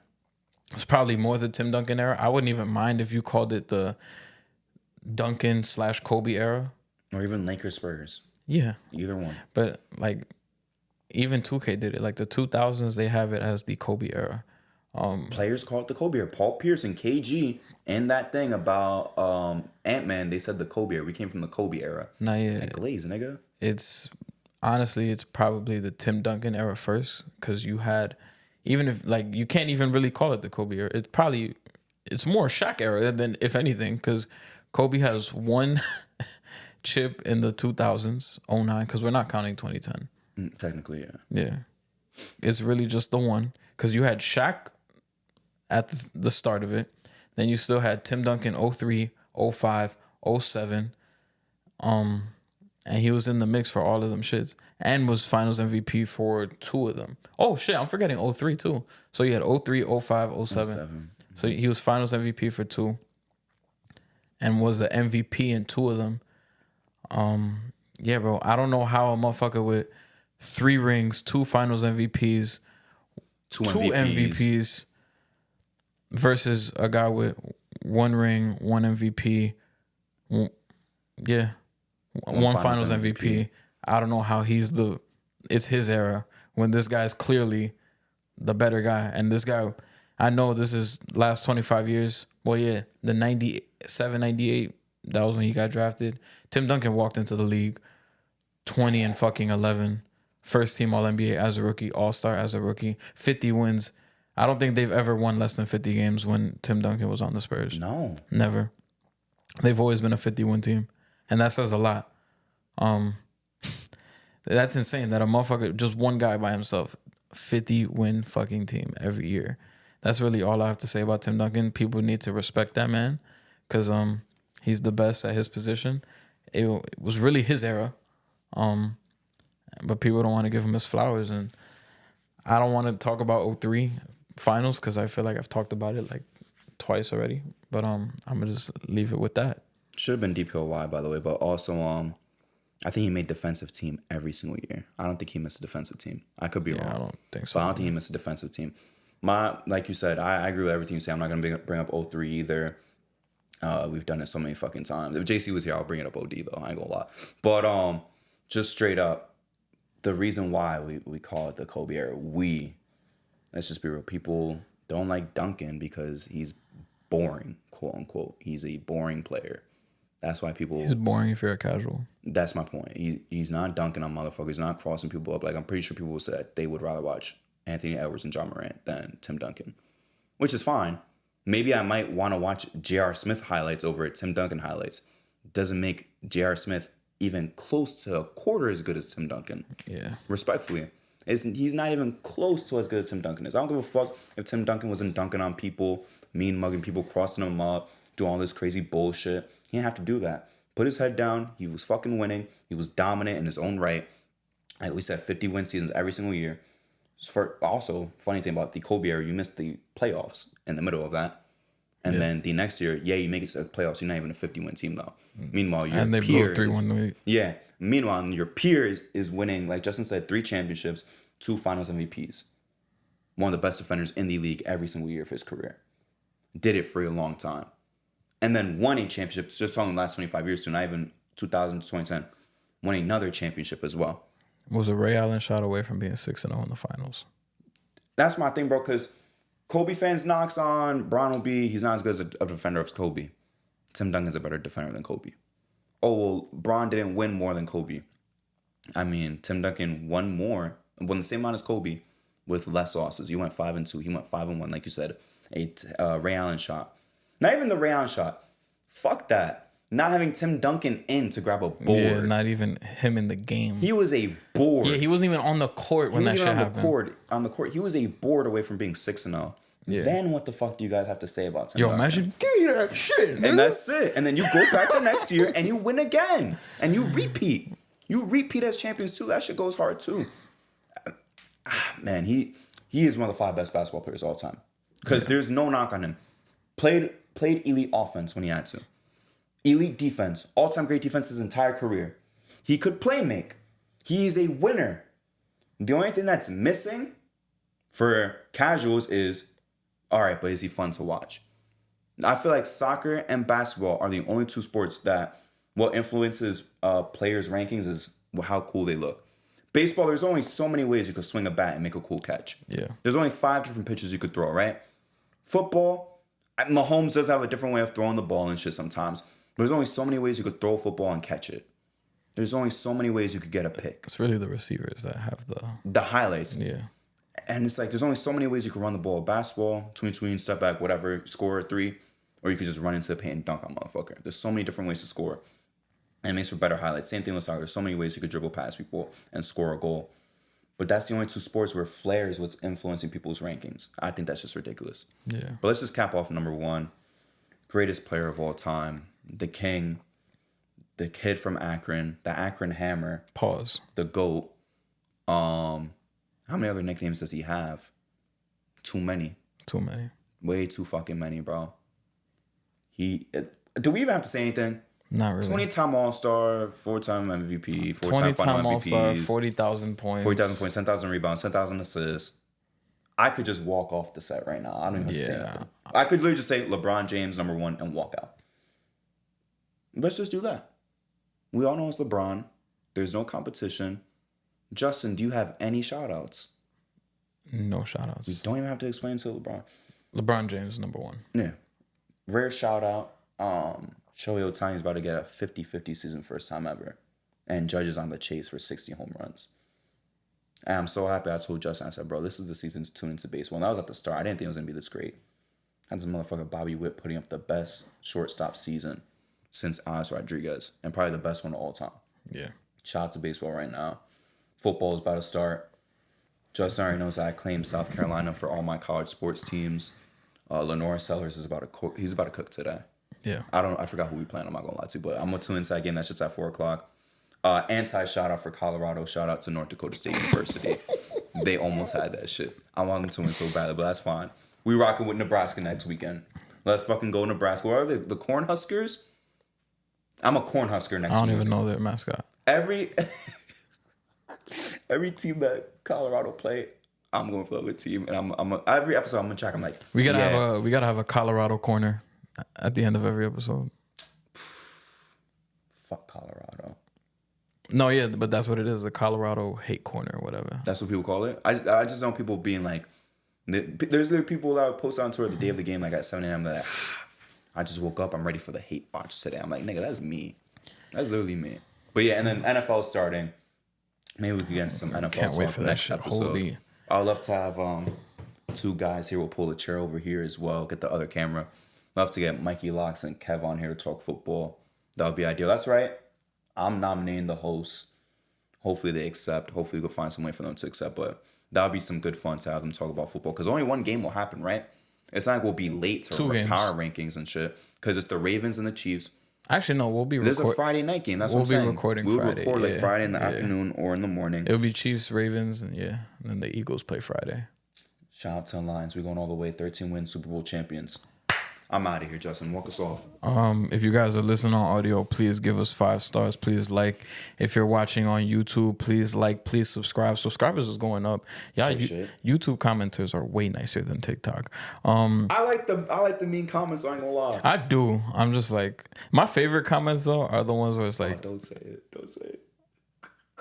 No. I'm not gonna say it. No. I'm not talking about Mars. I'm talking about the ones that's like, we need to license podcasts. No, not that one. Podcasts for license, make podcast equipment more expensive. No, my favorite one is just put my fries in the bag, bro. No, okay, that's just always funny. That's just always funny. That's just funny. I'm not gonna lie. One of these days, like, I don't be like, but nigga, I don't. Never mind. Appreciate you guys showing all the love. I do have a quick shout after you finish the walk off though, because I forgot about this. Appreciate you guys showing all the love, the growth. Everything is growing. But thank you guys. And then my quick shout out before I say peace out is shout out to Josh for getting his promotion. Good shit, my nigga. We gonna celebrate tonight, gangsta. Shout out Josh. Shout out to Josh. OG J&J NJ podcast. Oh, that's a story to tell for next time. It should have been a Triple J podcast. Yeah. That's fine. We could get him in for the football episode too. But with that, guys, we are going to be out here. Look forward to seeing you guys next time. Peace.